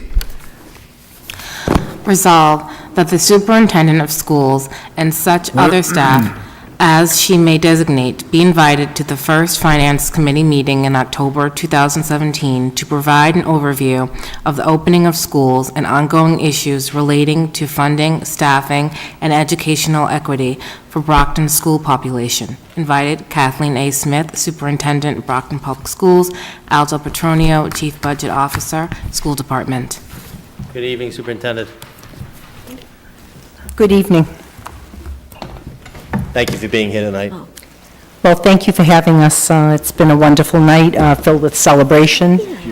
And it's important that I come before you, and I couldn't have had better ambassadors this evening by seeing our award-winning state champion soccer team. Because as I talk tonight, I also want you to remember that every one of those young men that you saw here this evening are in classes at Brockton High, have a high-stakes test coming up, some of them that they'll have to take it online next year. And when we talk about being able to support our school district, we absolutely need some heroes in education in this community. I want to thank you again. When I came on as superintendent, the one thing that I told you and committed to you I would not just be here during budget season. And I want to thank you because you're always available to me. You're accessible. I've shared some of the concerns that we've had, especially when I just left you on June 9th, and felt that this budget was going to be inadequate. And I do want to tell you that, it's upsetting to me that I have received a number of phone calls from other superintendents around the state, and I have become the superintendent that is able to deal with a $16 million deficit. And there are superintendents looking at much smaller deficits, but they want to know how we're doing it. That's not what we want to be certainly known for throughout the state. That being said, I asked to come before you once we had school up and going. I know you have a handout before you, and we're calling it an update on a budget and crisis response. So I started out by putting down the challenges ahead, and you heard me just talk about the changes that are happening. We have a new MCAS 2.0 test upon us. We've always been a high-achieving urban district. Right now, we are struggling. We're struggling with the new mandates that are going to come about in a very short amount of time. And here's what I mean by struggling. We're up against students from all over the state, communities all over the state. And in order for our students to get their high school credential, their diploma, they need to now pass that MCAS test, and those are 9th graders sitting in front of you right now. Next year, in 10th grade, they will have to take that online. What that presents as far as challenges are these students need to be in appropriate class sizes. They need to have one-to-one devices in front of them from the time they're in kindergarten all the way up till they're taking these tests in 10th grade like their counterparts throughout the state. And believe me tonight, after I go through the budget challenges, I will tell you all of the work that has been happening on the advocacy front with the equity and education lawsuit that is happening right as we speak, and I'm pleased to update you, with a talk about a Proposition 2.5 override question, if that's what we need to make sure our students have what they need to be successful. So in looking when I left you, I started out by putting in here the budget barometers. Many of these you have seen throughout the presentation on June 9th. So let me quickly go through, taking us up through the summer, and tell you the challenges that we're now facing and asking for your support to be able to allow us to finish up this school year. So when you look at a budget barometer starting with March of 2017, and what we kept calling were different rounds.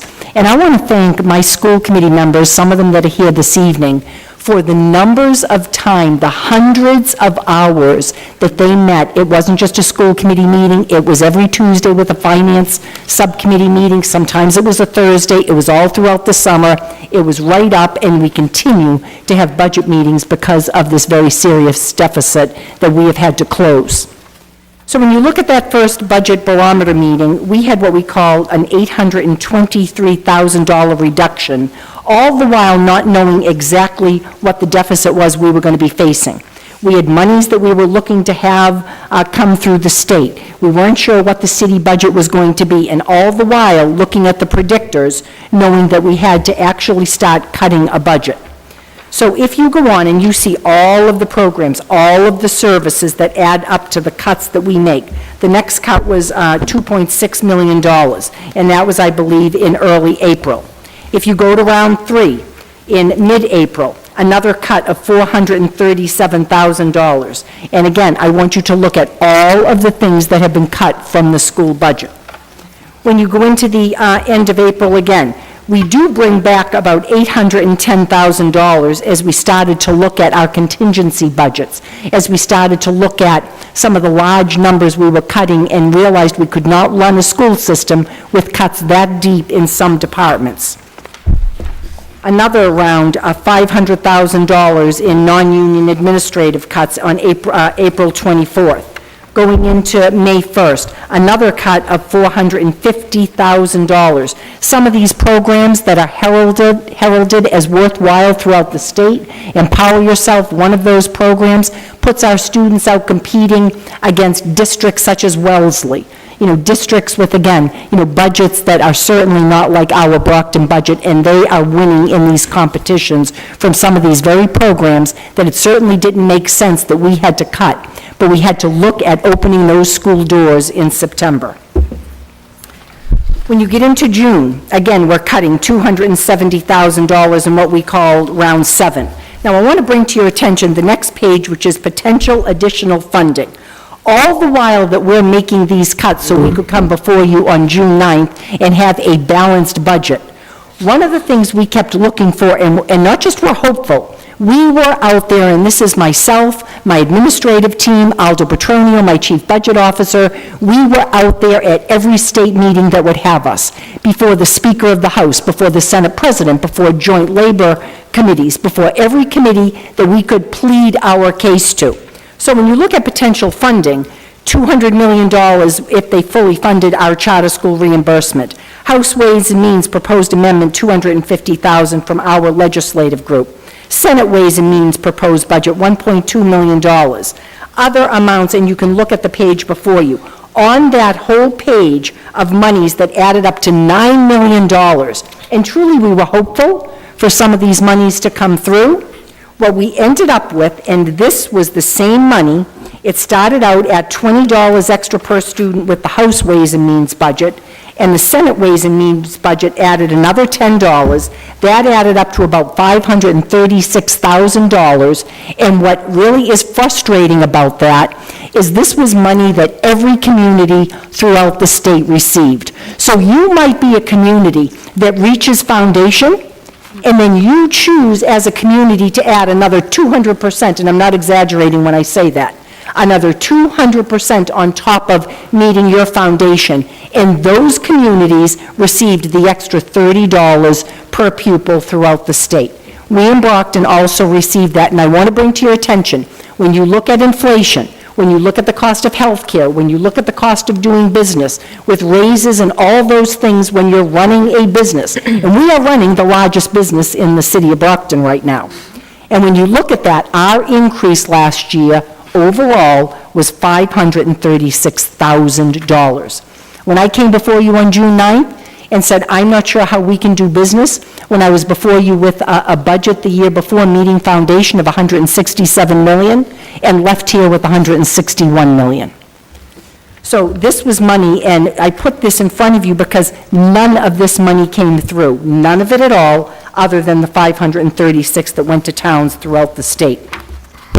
We also, if things couldn't get any worse during the summer, our Title I money and our Title IIA money that funds a lot of our coaching positions, our support for classrooms, support for curriculum.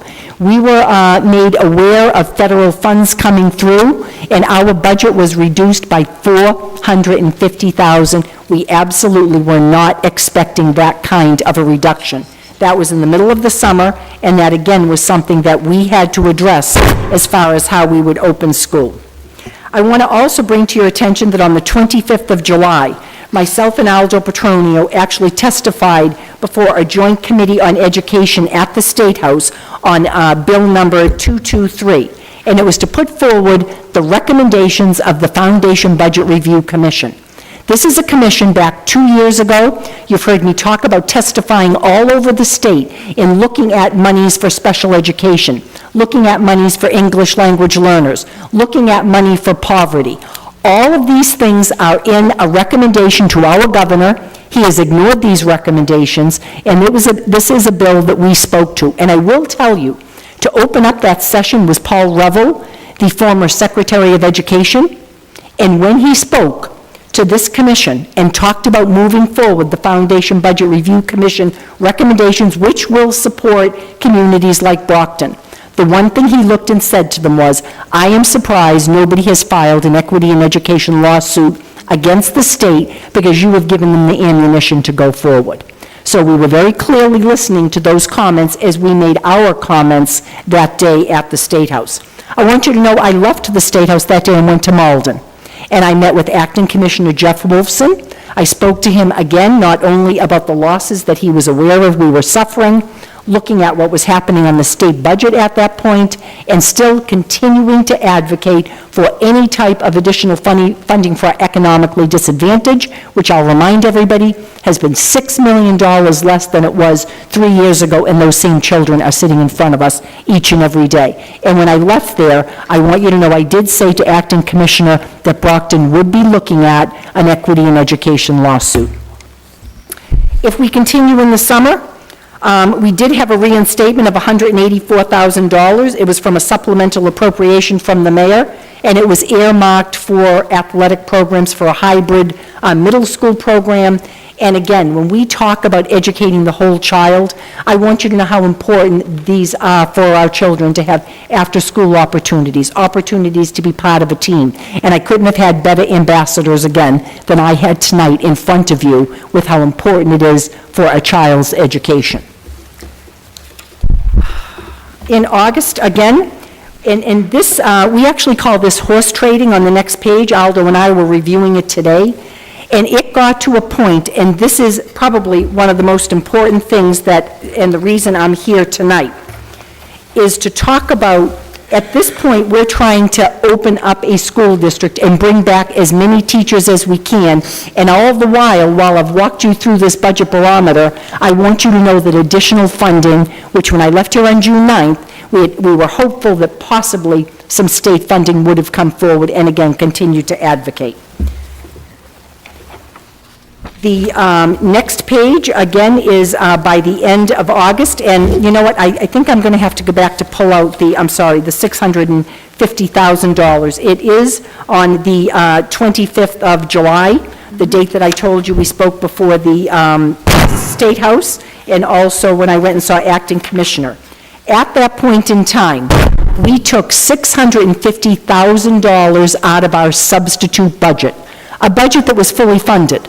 So the substitute budget is fully funded for teachers that are absent, for personal days that are taken, for all of those times where we have to replace that teacher in a classroom. And we continue to fully fund that because those are the phone calls I receive from parents when they're upset when their children at the middle and high school are sitting in cafeterias because we don't have the funding to put a substitute in a classroom when a teacher is out. So that's $650,000 we took out of that budget at that point, fully intending to go through the rest of the state budget to see if there were going to be any additional funds coming through. The state hadn't finalized their budget at that point, but we had to have a schedule of classes for middle and high school.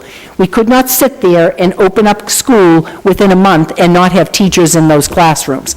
And I want to remind everybody, when I go over the number of teachers that are still out, we did not have a large reduction in our population in the Brockton Public Schools. So this wasn't a chance to reset things by being able to clean house and being able to reduce class size because of a reduced population, and you're seeing that reduced demographic across the state, where there are school districts not having a budget crisis like we are, but looking at their numbers decreasing. That is not happening in the Brockton Public Schools. So continuing on, again, as you see, we start having savings at the end of August in unemployment.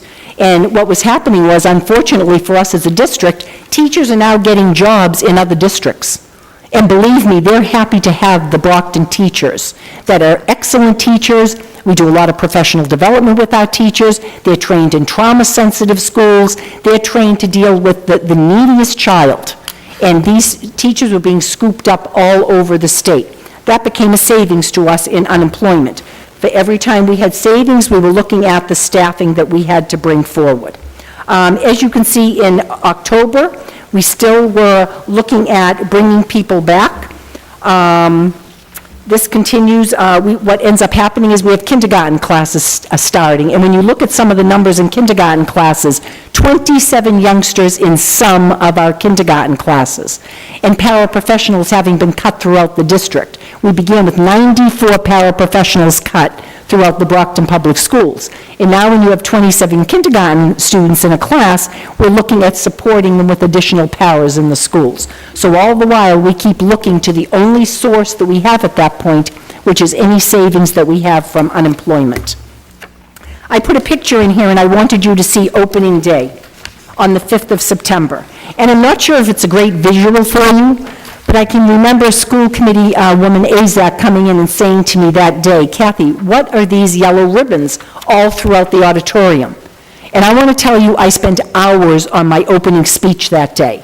It couldn't be a regular speech about here's our strategic plan, this is what we're doing for the year. It had to be motivating and making sure that the teachers understood that for that child in first grade, it was going to be their only opportunity as a first grader. And we couldn't be talking about a budget deficit or poor us in the Brockton Public Schools. We had to make sure we were in front of those students, and we were supporting the classes to the best that we could. But it was eye-opening for them to look at 80, and I want to tell you that again, 80 seats that had been there the year before with a teacher sitting in that seat, and they were not there for opening day. And many of them are still not back in the Brockton Public Schools. If you look at the next page, you have the numbers. We started out with elimination of 163 certified positions. You can see presently we have still out 69. And please add that to the numbers above of early retirement incentives for our certified staff, which add to the 69, the 5 certified, and I believe 17 from our non-certified staff. You can look at, again, administration 15 out presently. Our paraprofessionals still 79 out. Monitor teacher assistants still 21. Administrative assistants 9. Custodians 12. School police 1. Other non-union positions 2. A total of 208 positions that are still eliminated. I also put a visual in here, and I want you to look at November 2017. These are some of our high school classes up at Brockton High.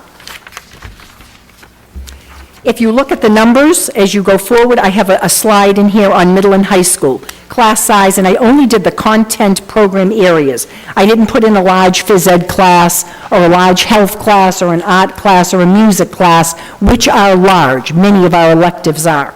These are content areas. These are students preparing to take MCAS, middle school and high school.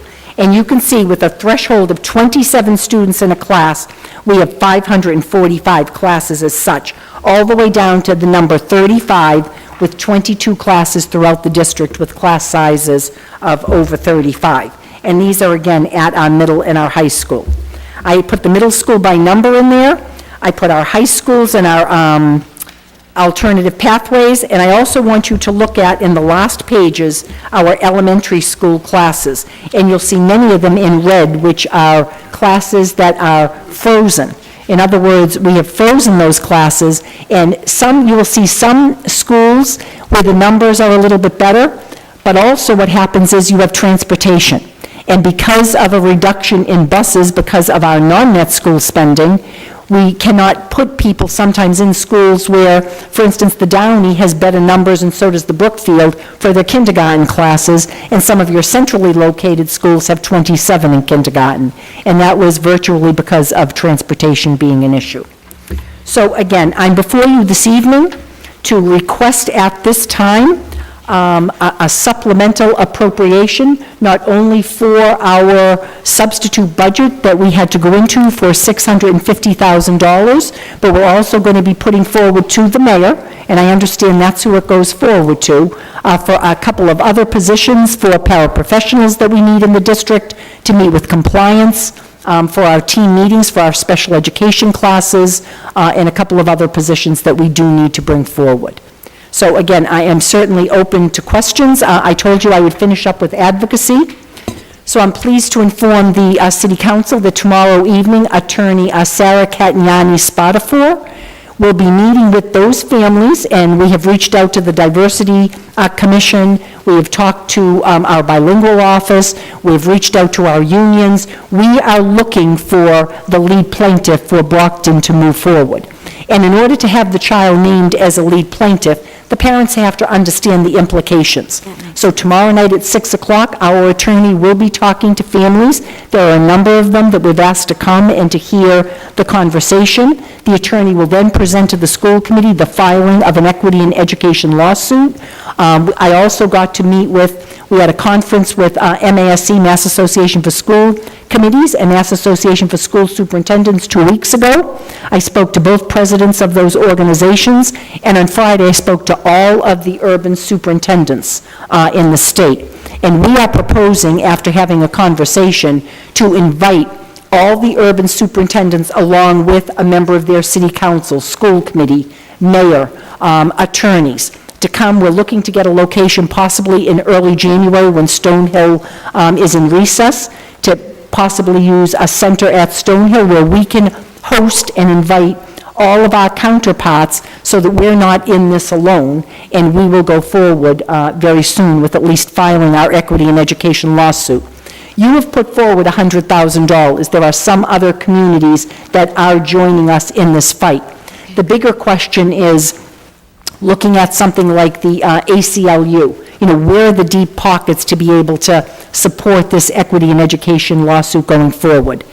And I will tell you, recently, Acting Commissioner Jeff Wolfson was here locally, and I think it is interesting that this is the 25th year of the McDuffie case, and the Acting Commissioner brought that up. We were at the beautiful new Abington High School, which, again, the Acting Commissioner's conversation was to invite communities from all over, southeastern Massachusetts, and he talked about wanting to be invited to Brockton during the 25th anniversary, which is in 2018, to talk about the ed reform and the differences it certainly has made in education, and it has made a difference. But at this point here, I will continue to come back, to you and update you on what's happening with the advocacy. But I'm here before you this evening because I wanted you to hear what it was like to get school up and going with kindergartners, with our students throughout the district, and to talk about really the desperation in doing whatever we could to honor a $16 million deficit, and at the same time, having to open up with a teacher in a classroom and support staff that made sense for safety and made sense educationally. Thank you, Madam Superintendent. Council Fowl. Good evening, Superintendent Smith. Jeff Wolfson served on the Financial Control Board in Brockton in 92 and 93, so he's very familiar with a lot of the fiscal challenges that we face here in the city, and hopefully that will perhaps yield some sympathetic ear as to what's going on. He's been very receptive. Again, I walked in his office on the 25th, had an appointment, and we had, again, we continued to have conversation. Aldo Petronio worked with Jeff Wolfson on a committee about the economically disadvantaged that we continue to work on. We continue to have advocacy in that area. He had to step off of that committee once he became the acting commissioner at this point. But, a point well taken. He is well aware of the situation in Brockton.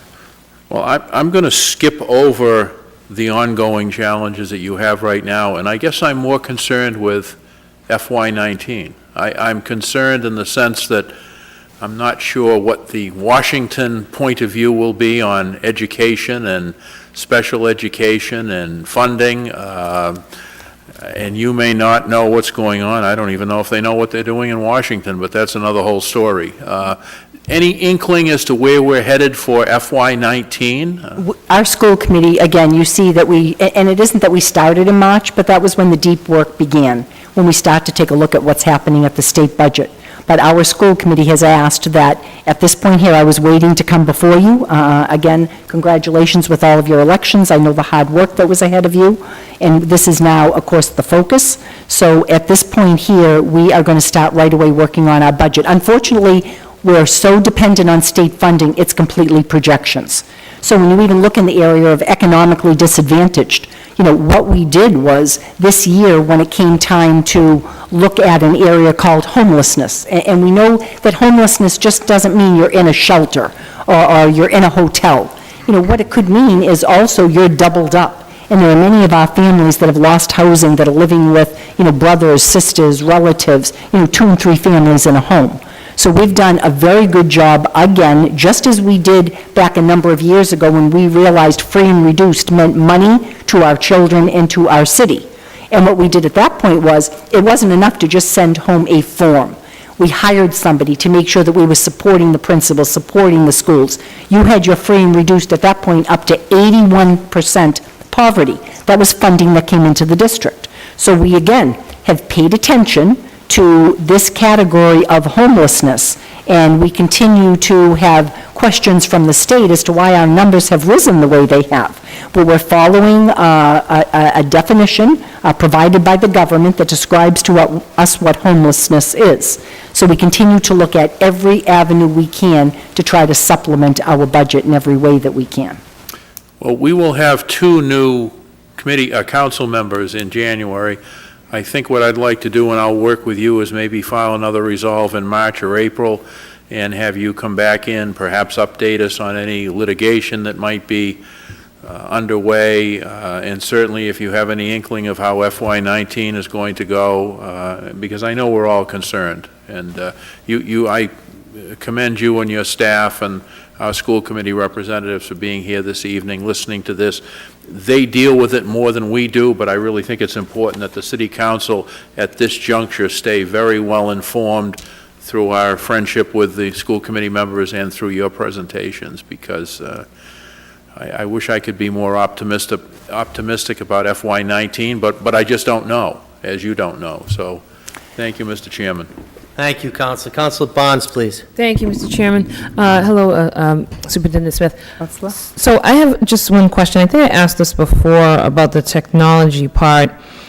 There was a time that the Facebook kid there, the Zuckerberg fellow, he was donating or creating opportunities for particularly struggling school districts and providing them with technology and upgrading technology and, like you said, the one-to-one devices to allow the kids to be able to participate and to compete. And I think it was Detroit. He gave like either $1 million, $10 million, something like that. Have we looked into that? Or approaching I him? can't answer if we've looked into Mark Zuckerberg's foundation, but we continue to look at, we have a grant writer, we've kept a grant office intact. We have seen a reduction in grants across the board. Right. I met with teachers. I've done this year, I brought back, thank goodness for Matt George, and I talk about him glowingly, and he and I continue to have conversations. And the one thing I remember when things got really difficult, and we're talking back in the early 90s, he ended up having a superintendent advisory council where he invited teachers to come in. It was just the superintendent with the teachers, and there were conversations about what's really happening in the classrooms. What are the stressors that they're facing? And the reason I bring that up, Counselor, is many of them were talking to me about donors' choice and programs that they go on to and look for people to donate to a particular thing they might want in their classroom. We did have conversation at a city level. I spoke to the mayor, I spoke to Jay Condon about the possibilities of looking at, because we have had to cut technology. Every budget, when you're talking about a teacher in the classroom, although it's one of those choices that's a difficult choice to make. So our technology budget, when you're talking about a $2 or $3 million budget, that's where we immediately go, and this has gone on for the past 3 years, of cutting that budget as much as we can. So we should be farther along. Is there a way to bond so that each year we have what we need so that our children are going to have, and it isn't just about a device, it's about making sure the teachers have PD so that they're teaching the children of the future so that what they're doing is digital literacy. So it's more than, it's infrastructure. It's, to come before you and say, if we have one-to-one devices in the district of almost 18,000 students, I'm going to need a technology department that can also support these devices. Right, and for the years I've been on the council, that has been the thing. It's always gone kind of technology is a low-hanging fruit, pretty much for cutting. And I guess that's why now, as I sit here, in probably my last conversation with you about this in this setting, it baffles me that I ask every time about anybody going to Mark Zuckerberg and nobody ever does. And just even now, you were like, oh, well, I don't know if we did, but, so, I mean, if this is the same thing that kind of keeps happening, and there's evidence that he will respond, and, I'm happy to get back to you. We're not necessarily Detroit. Detroit is out there, and there's been a lot of foundations. We have applied to foundations, and we lose out to Boston.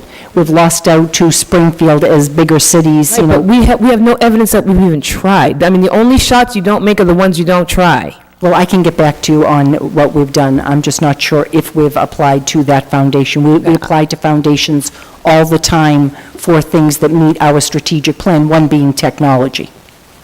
Okay, I'm just saying, he does it, and he's done not just once or twice, and who knows what other things that, he or even some people, some of his resources in his network, they do anonymously. Those are the kinds of things I'm talking about, and I mean, like I said, every year, the technology is the one that kind of gets the... Well, respectfully as a city, it's our obligation at this point to make sure that our children have what they need to be able to graduate from high school. That is our obligation as a city. We need to figure out how we support those children. When it was a textbook, we would make sure that there was a textbook in front of them. Every one of those children, you go to any one of your surrounding towns, most of these schools have one-to-one devices. Most of these schools are building brand-new high schools. You can't find a town or city around you that is not presently building or in the process of building a new high school. Brockton has got to have people that if you're talking about, and again, I couldn't agree with you more about businesses. We were just at the business symposium this past week and set up a table because we're looking for businesses to adopt schools, to support us, not necessarily with money, but as partners so that they understand the challenges that we're facing. But we, as a city, have to have, when you talk about people coming here to move here, I guarantee you, when I moved here 35 years ago, and I understood, I was a teacher at the time, but I knew I was coming to a district that had a fabulous school district, that put kids first, that made sure that they were champions on the soccer field, and they were champions in the classroom, and they were a level 1 high school. I had no worries about bringing my family to Brockton. And we, as elected officials and the superintendent and our staff, need to make sure that as a city, we are supporting our school district. And I'm going to leave you with this other comment. When you heard me mention earlier about needing foundation, which is the minimal amount of support that you provide to a school district, and you have to meet foundation in order to get state funding. When you look at districts, and they number them throughout the state, so there are over 315 school districts in the state. They also show you who goes above and beyond foundation. It could be some districts that go 3% above foundation, 4% above foundation. And there are districts that go, and it's some of your smaller districts, 200% above foundation because they're building schools, or they're putting infrastructure in for technology because of what's coming. Brockton is either second or third from last on the list. So again, I understand the struggles in Brockton, but we need some heroes and some people that are going to put our children first and come up with ways that we can, whether we have to take a look at the funding of our city schools, or we're going to unfortunately have state intervention. Okay, so just to kind of piggyback on what Counselor Fowle said, so FY19. So for FY18. Presently is what we're in, FY18. Okay, so going into 19, where do you project the deficit to be at this point? We projected, I want to say, Aldo Petroni was right here. Going into FY19, we currently have only a couple of collective bargaining contracts that are settled. The teacher's contract ends this year. Okay. So all I'm really looking at is step raise increases, but that alone is probably close to $3 million because we have, close to 3,000 full-time employees. So we're about $3 million. We've prepaid for out-of-district tuitions $1.5 million this year for special ed, so I have to add that back in. So it could be up around $5 million just with no other increases. Just starting right? Just starting, exactly. Pencil to paper, day one, starting Yes. out with minus $5 million. And depending on what the state does, Well, they've proven to do nothing. They've proven to do nothing. They level fund us in such that they don't reduce our funding. Yeah. But they produce this hold harmless amount that never goes away until we surpass it. So for 3 straight years now, we've been level funded. And that's because we keep eating away at what they are giving us in this hold harmless. So it's very likely that we could end up with no additional funding for next year. Again, we may get $10 per student like every other district. But when you have $171 million in Chapter 70, and education goes up by 2%, you'd like to see $3 or $4 million from that. And that's what has gone up, but we haven't gotten it. Right, okay. So are we at a point where some, I guess, more drastic, and I'm not saying the lawsuit is a necessary thing to do. I think we all agree on that, but are we at a point where something a little bit more drastic needs to happen? Like Councilor Sullivan said, a lot of people he talks to, they say Brockton's always on the news, Channel 7, this, that, and the other thing for other things. But I don't, the only thing I'm thinking of is like literally like a big production, like just have a no class day, or just, you can't open a school. School can't open, everybody's home, and maybe bring that to the news. We don't have any money to open the schools, and then, put the guilt on somebody, like something drastic and just kind of outrageous to kind of bring some attention, because, and that's the thing, sometimes if you do your job a little too well and kind of closing these gaps, and like you said, you don't want to be the superintendent that's good at working with much less, and then they'll say, well, she can do it, let's just continue to either give them scraps or give them nothing. So, I mean, is there a point, are we at that point at this point to just, you know what, we can't open the school. There are 4,000 kids, they're all home, they're all on the street, you can't open, call the news, have them come down, make it a big spectacle.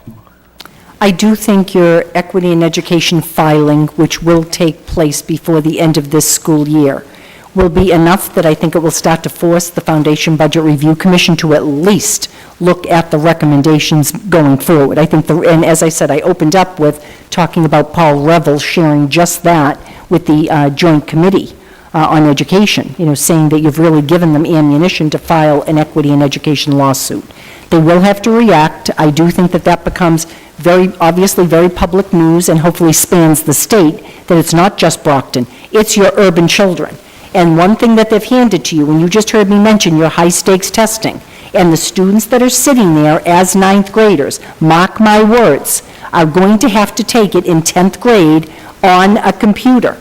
And for many of these kids, they're not going home to 3 and 4 computers in their homes. They're counting on the schools to be the vehicle that educates them so that they can receive their high school diploma. Before, when you talk even about 1993 and ed reform and the grand bargain back then was businesses also coming on board. And the bargain was that we would educate these youngsters so they were college and career ready. They were workforce ready. And Brockton, again, had the lead plaintiff. We were a big beneficiary. I was a teacher at the time.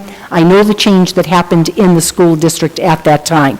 They do not want to see another equity in education lawsuit coming down, which talks about the haves and the have-nots. And our children sitting in front of them, unfortunately, right now, with large class sizes, not the technology that they need, not updated curriculum, all of the things that we have put on hold for the past 3 or 4 years.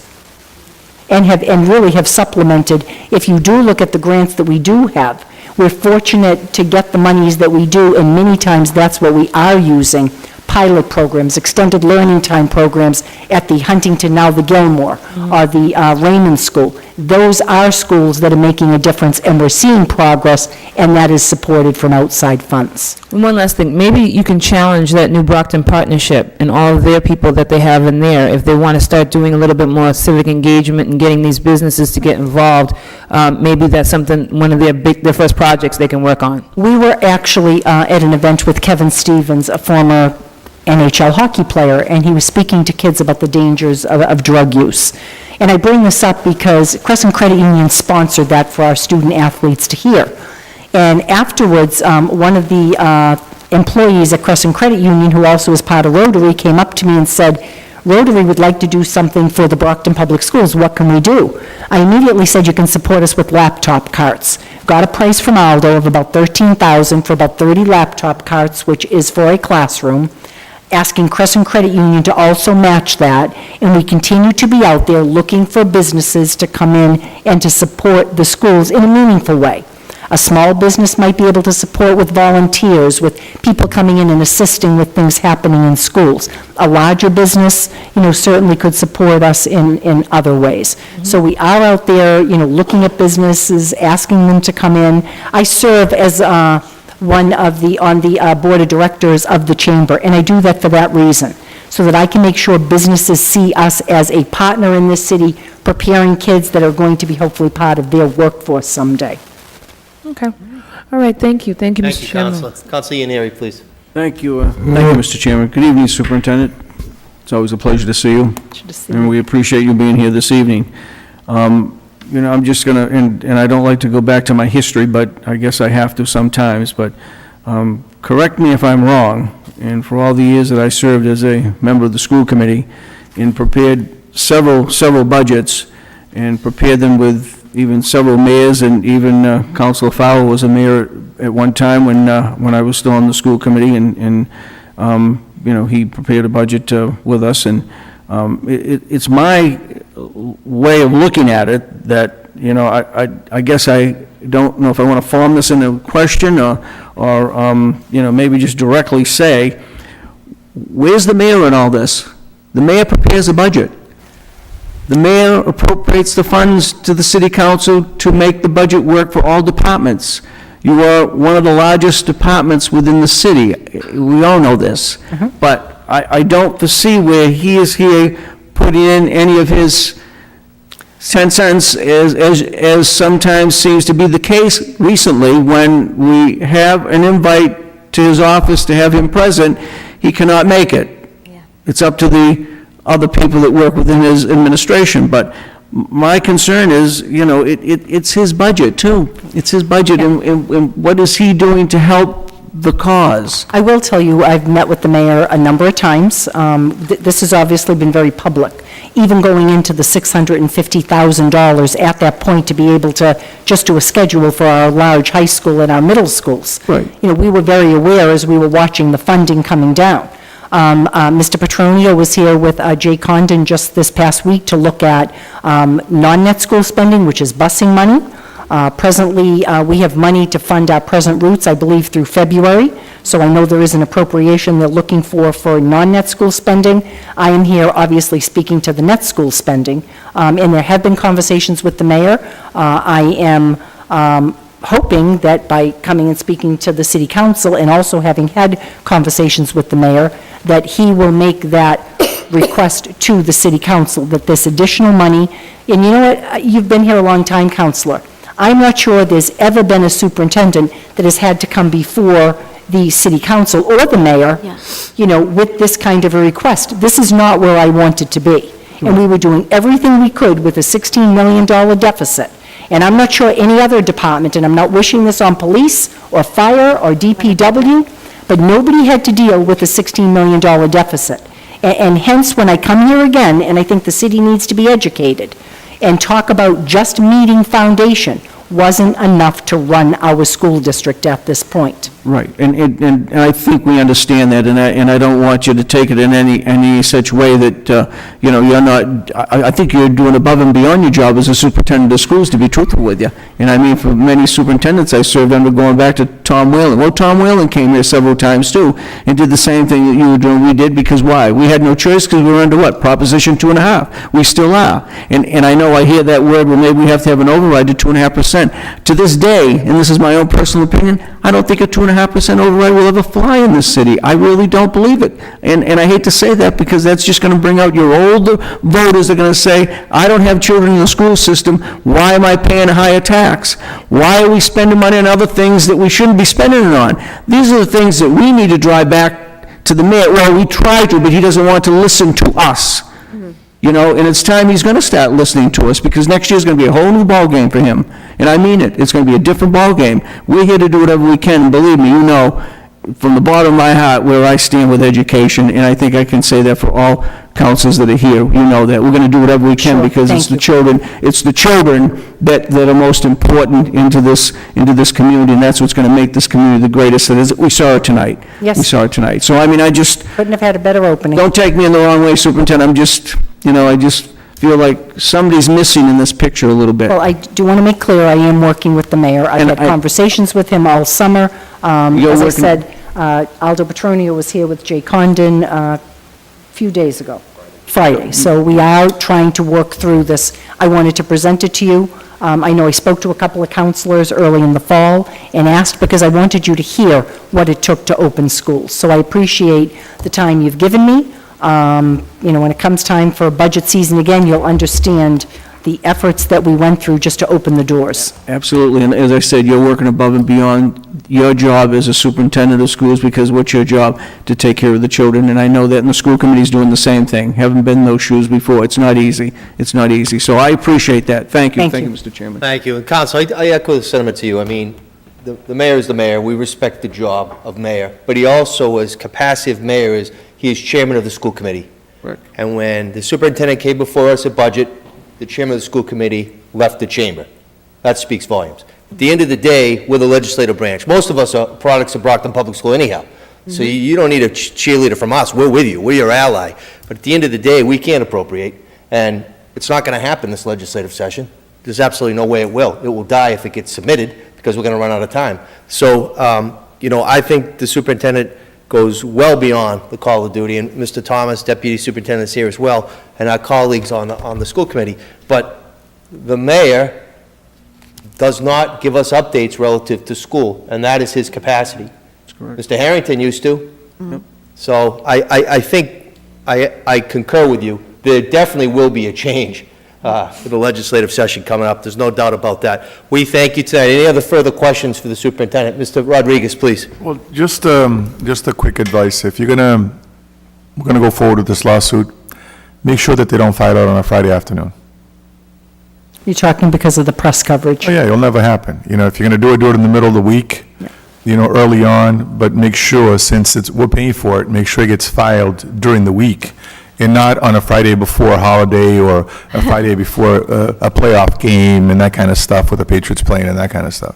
Our attorney is speaking to the school committee tomorrow evening after the meeting at 6 o'clock, which we have parents at, and she will be presenting to the school committee. As I said, we don't see her as the long-term attorney. She's excellent, but again, we're looking to find other partners, MTA, deeper pockets, other school districts, looking for somebody to really take this case and move it forward.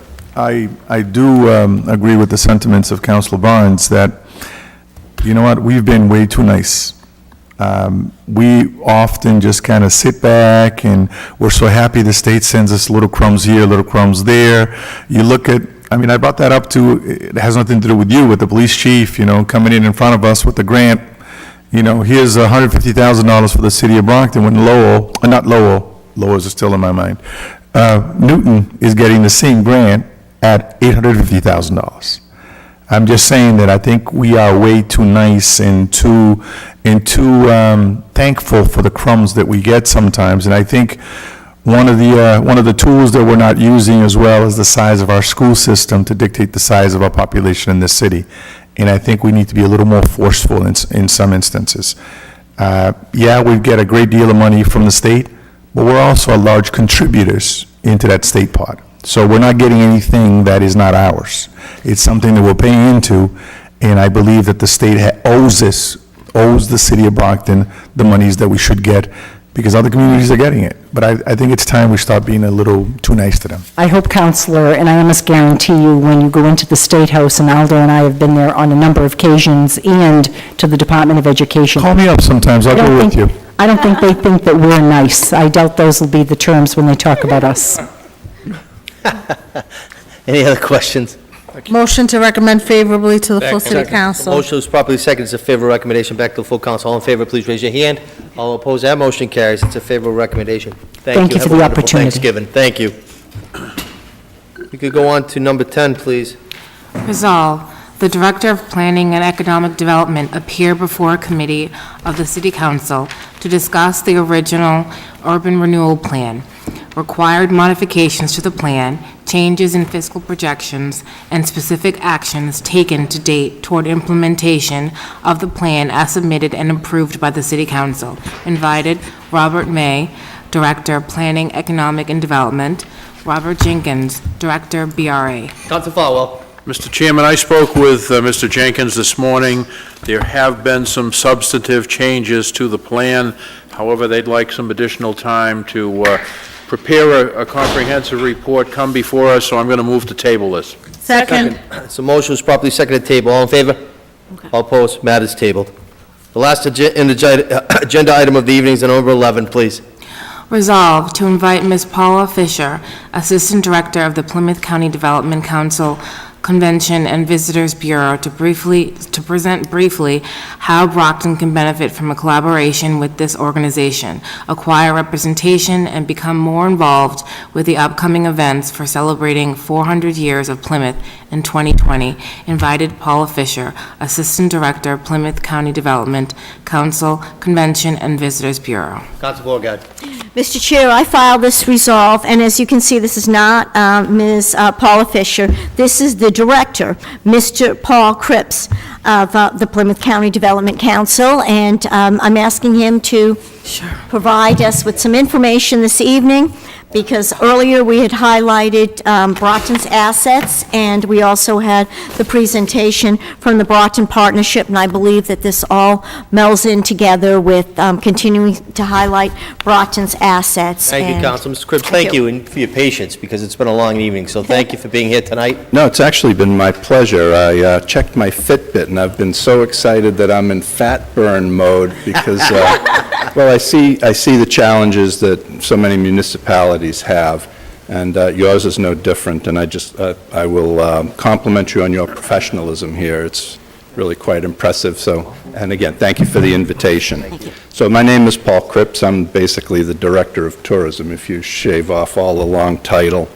And I work for the Plymouth County Development Council, which also serves as the Convention and Visitors Bureau. That's one of the 16 regional tourism councils in the state of Massachusetts, and my territory is all of Plymouth County. I've been in tourism for 38 years, having started as a pilgrim at Plymouth Plantation a long time ago, and worked myself up to whatever this position is today. PCDC, Plymouth County Development Council, was organized in 1972. It basically started off as a super chamber for the region, but over the years, chambers like your local chamber, South Shore Chamber, and many others have taken over the role quite admirably, and it has allowed us to drift into specializing in the tourism industry. People don't generally know tourism is the third largest industry in the state. It's an economic engine that is one of the best kept secrets. It's powerful, not only for municipalities, but for the state itself. The visitor spend in Plymouth County alone last year was almost $650 million, up $48 million just in the past 2 years. The visitor spend related to the local rooms tax. The rooms tax is, in Plymouth County is almost $30 million. These are the monies that go into your general funds, and the state tax is over $33 million from the hotel tax, which goes up to the State House for all of their programs. It's not just about those taxes and that kind of income. Jobs come with that, meals tax, sales tax, gas tax, creating new business, supporting existing business. These things are all important, and tourism has a frontline place for this. So in your packet, and please feel free to look at it later, you'll find probably what most people don't know. We're the best kept secret. We don't come around here and try to get you to visit the next town. We go to states all over the United States and countries all over the world to try and get people to Massachusetts and to the regions here in the state. So you'll find our program of what we did last year with the group, international, distant, domestic, our marketing plan for this year, so that you may see some of the things that your regional tourism council does. You'll find there's a pie chart in there that talks about origins. We don't just take a guess. People don't wake up in Columbus, Ohio and say, I think I'll go to Plymouth County. There is an active way of finding out who comes here, and we reach out to them to get them here. You'll also find a vacation planner, which is our mailing piece. Believe it or not, people still want mail. Maybe not as much as they used to. And I think your ad starts on page 32. And subsequently, other parts of Brockton are marketed there. Please feel free to visit the website. You'll see that in the packet as well. So why am I here? Well, if Brockton wants a piece of the tourism action, I'm the guy to help you do it, and my team. We have a lot of years of experience. We're all from around here, and we love the industry. We're very fired up about it. You do have, with Director Cooney, a connection to us, a good connection to us. He understands what the industry is about and does his part to help push this area, this region, this town.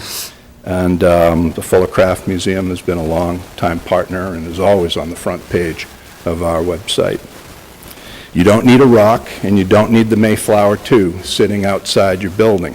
Tourism is a lot of different things. In fact, the #1 hitter on the website is events. If you have good events, people will come to your events. If you have great events, they'll stay overnight. If they stay overnight, they'll eat at your restaurants. All of these things can be built. There was a time when Plymouth, any of you old enough, maybe 25 years ago, the downtown had closed shops and bar rooms with sawdust on the floor to absorb the blood on a bad Friday night. That's a slight exaggeration. But we've come a long way since then in Plymouth.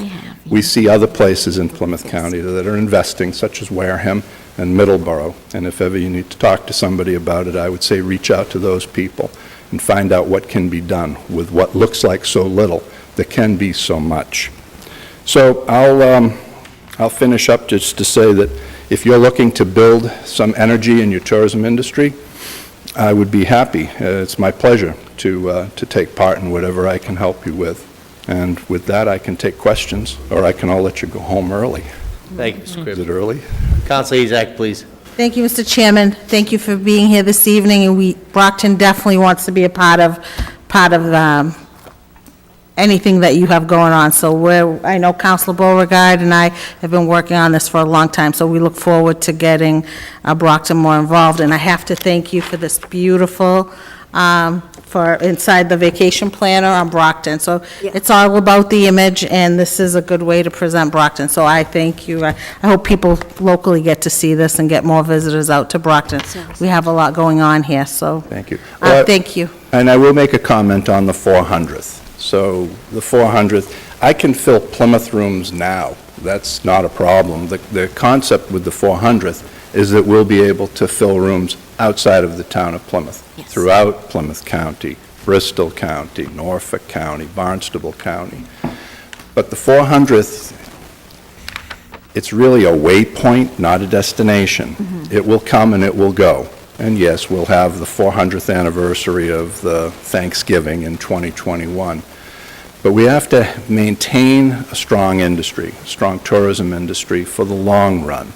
We take these peaks where we can, and we fight against the valleys. So the 400th will help Brockton and all other towns and cities in the Commonwealth, but we have to build something a little bit more sustainable beyond that. Thank you. Any other questions for Mr. Cribbs? Motion to recommend favorably to the full city council? I'm sorry. Councilor Beauregard. Before the motion, first of all, I wanted to thank you for coming here. And you heard we had the Brockton Partnership.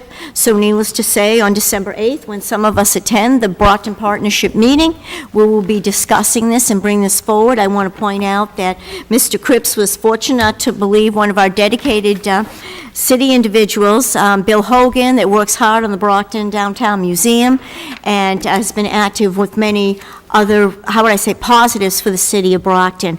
And you mentioned events, and my colleague here is part of a huge event that takes place every year with the Cape Verdean community, and we host thousands. And so I also want to point out, too, that anyone that is involved with events, that all you have to do is do admin@cplymouth.com. And I know because I send twice a month at least, if not 3 times a month, what's going on in Brockton. So people know about it, and they do read about it, and they do come because I've asked people, how'd you find out about this? And they came from another part of Massachusetts, and they were in Brockton. So this is one of our many positives, and I want to thank you for coming here, and I will second the motion that my colleague made to move this favorably. So thank you for coming this evening. Happy Thanksgiving. Thank you for your time. Motion on the floor is properly seconded. It's a favorable recommendation back to the council. If you're in favor, please raise your hand. If you're opposed, motion carries. It's a favorable recommendation back to the council. Councilors, before we conclude tonight, a couple pieces of information. First of all, next Monday night, which is the 27th of November, 7 o'clock here, the tax rate hearing, 8 o'clock regular full city council meeting. Also, as you know, under our charter, inaugural day is going to be the first Monday. This year, it's January 1st. New Year's Day is the inaugural. The clerk has asked me to ask each one of you if you could get in touch with him for a guesstimate on if you're going to bringing any guests to the after the swearing-in luncheon. Okay. The after swearing-in luncheon, again, because it's a holiday, Mr. Zioli has not been able to find any locations in the city of Brockton for lunch. He has located one in a neighboring community. It looks like he's going to go that way, Barrett's, and over in West Bridgewater. So with that being said, if you are going to be bringing anybody, could you please, he asked me if you could please call him or email him relative to that. He needs to give a final count soon. I want to wish each and every one of you a happy Thanksgiving, councilors. And again, this coming Saturday is actually the holiday parade in the city of Brockton. So activities start at 9 o'clock downtown, parade starts at 1 o'clock. It's always just a wonderful thing. The weather looks like it's going to be good. So I hope to see everybody there, and it was great to see our colleague, Mr. Studinsky, in the chamber tonight, and we hope Paul's doing well. Again, have a good evening, and I hope you and your family have a happy Thanksgiving. Counselor? Just a quick moment of personal privilege. Sure. I would like to wish my daughter a happy 34th birthday tomorrow. When she was born, I could actually jump out of a police cruiser and chase the perp through the backyards. Now I would have to send Counselor Lally after that person. But I might get away. I have the world's best daughter, so I extend very best wishes to her. And we wish her a happy birthday.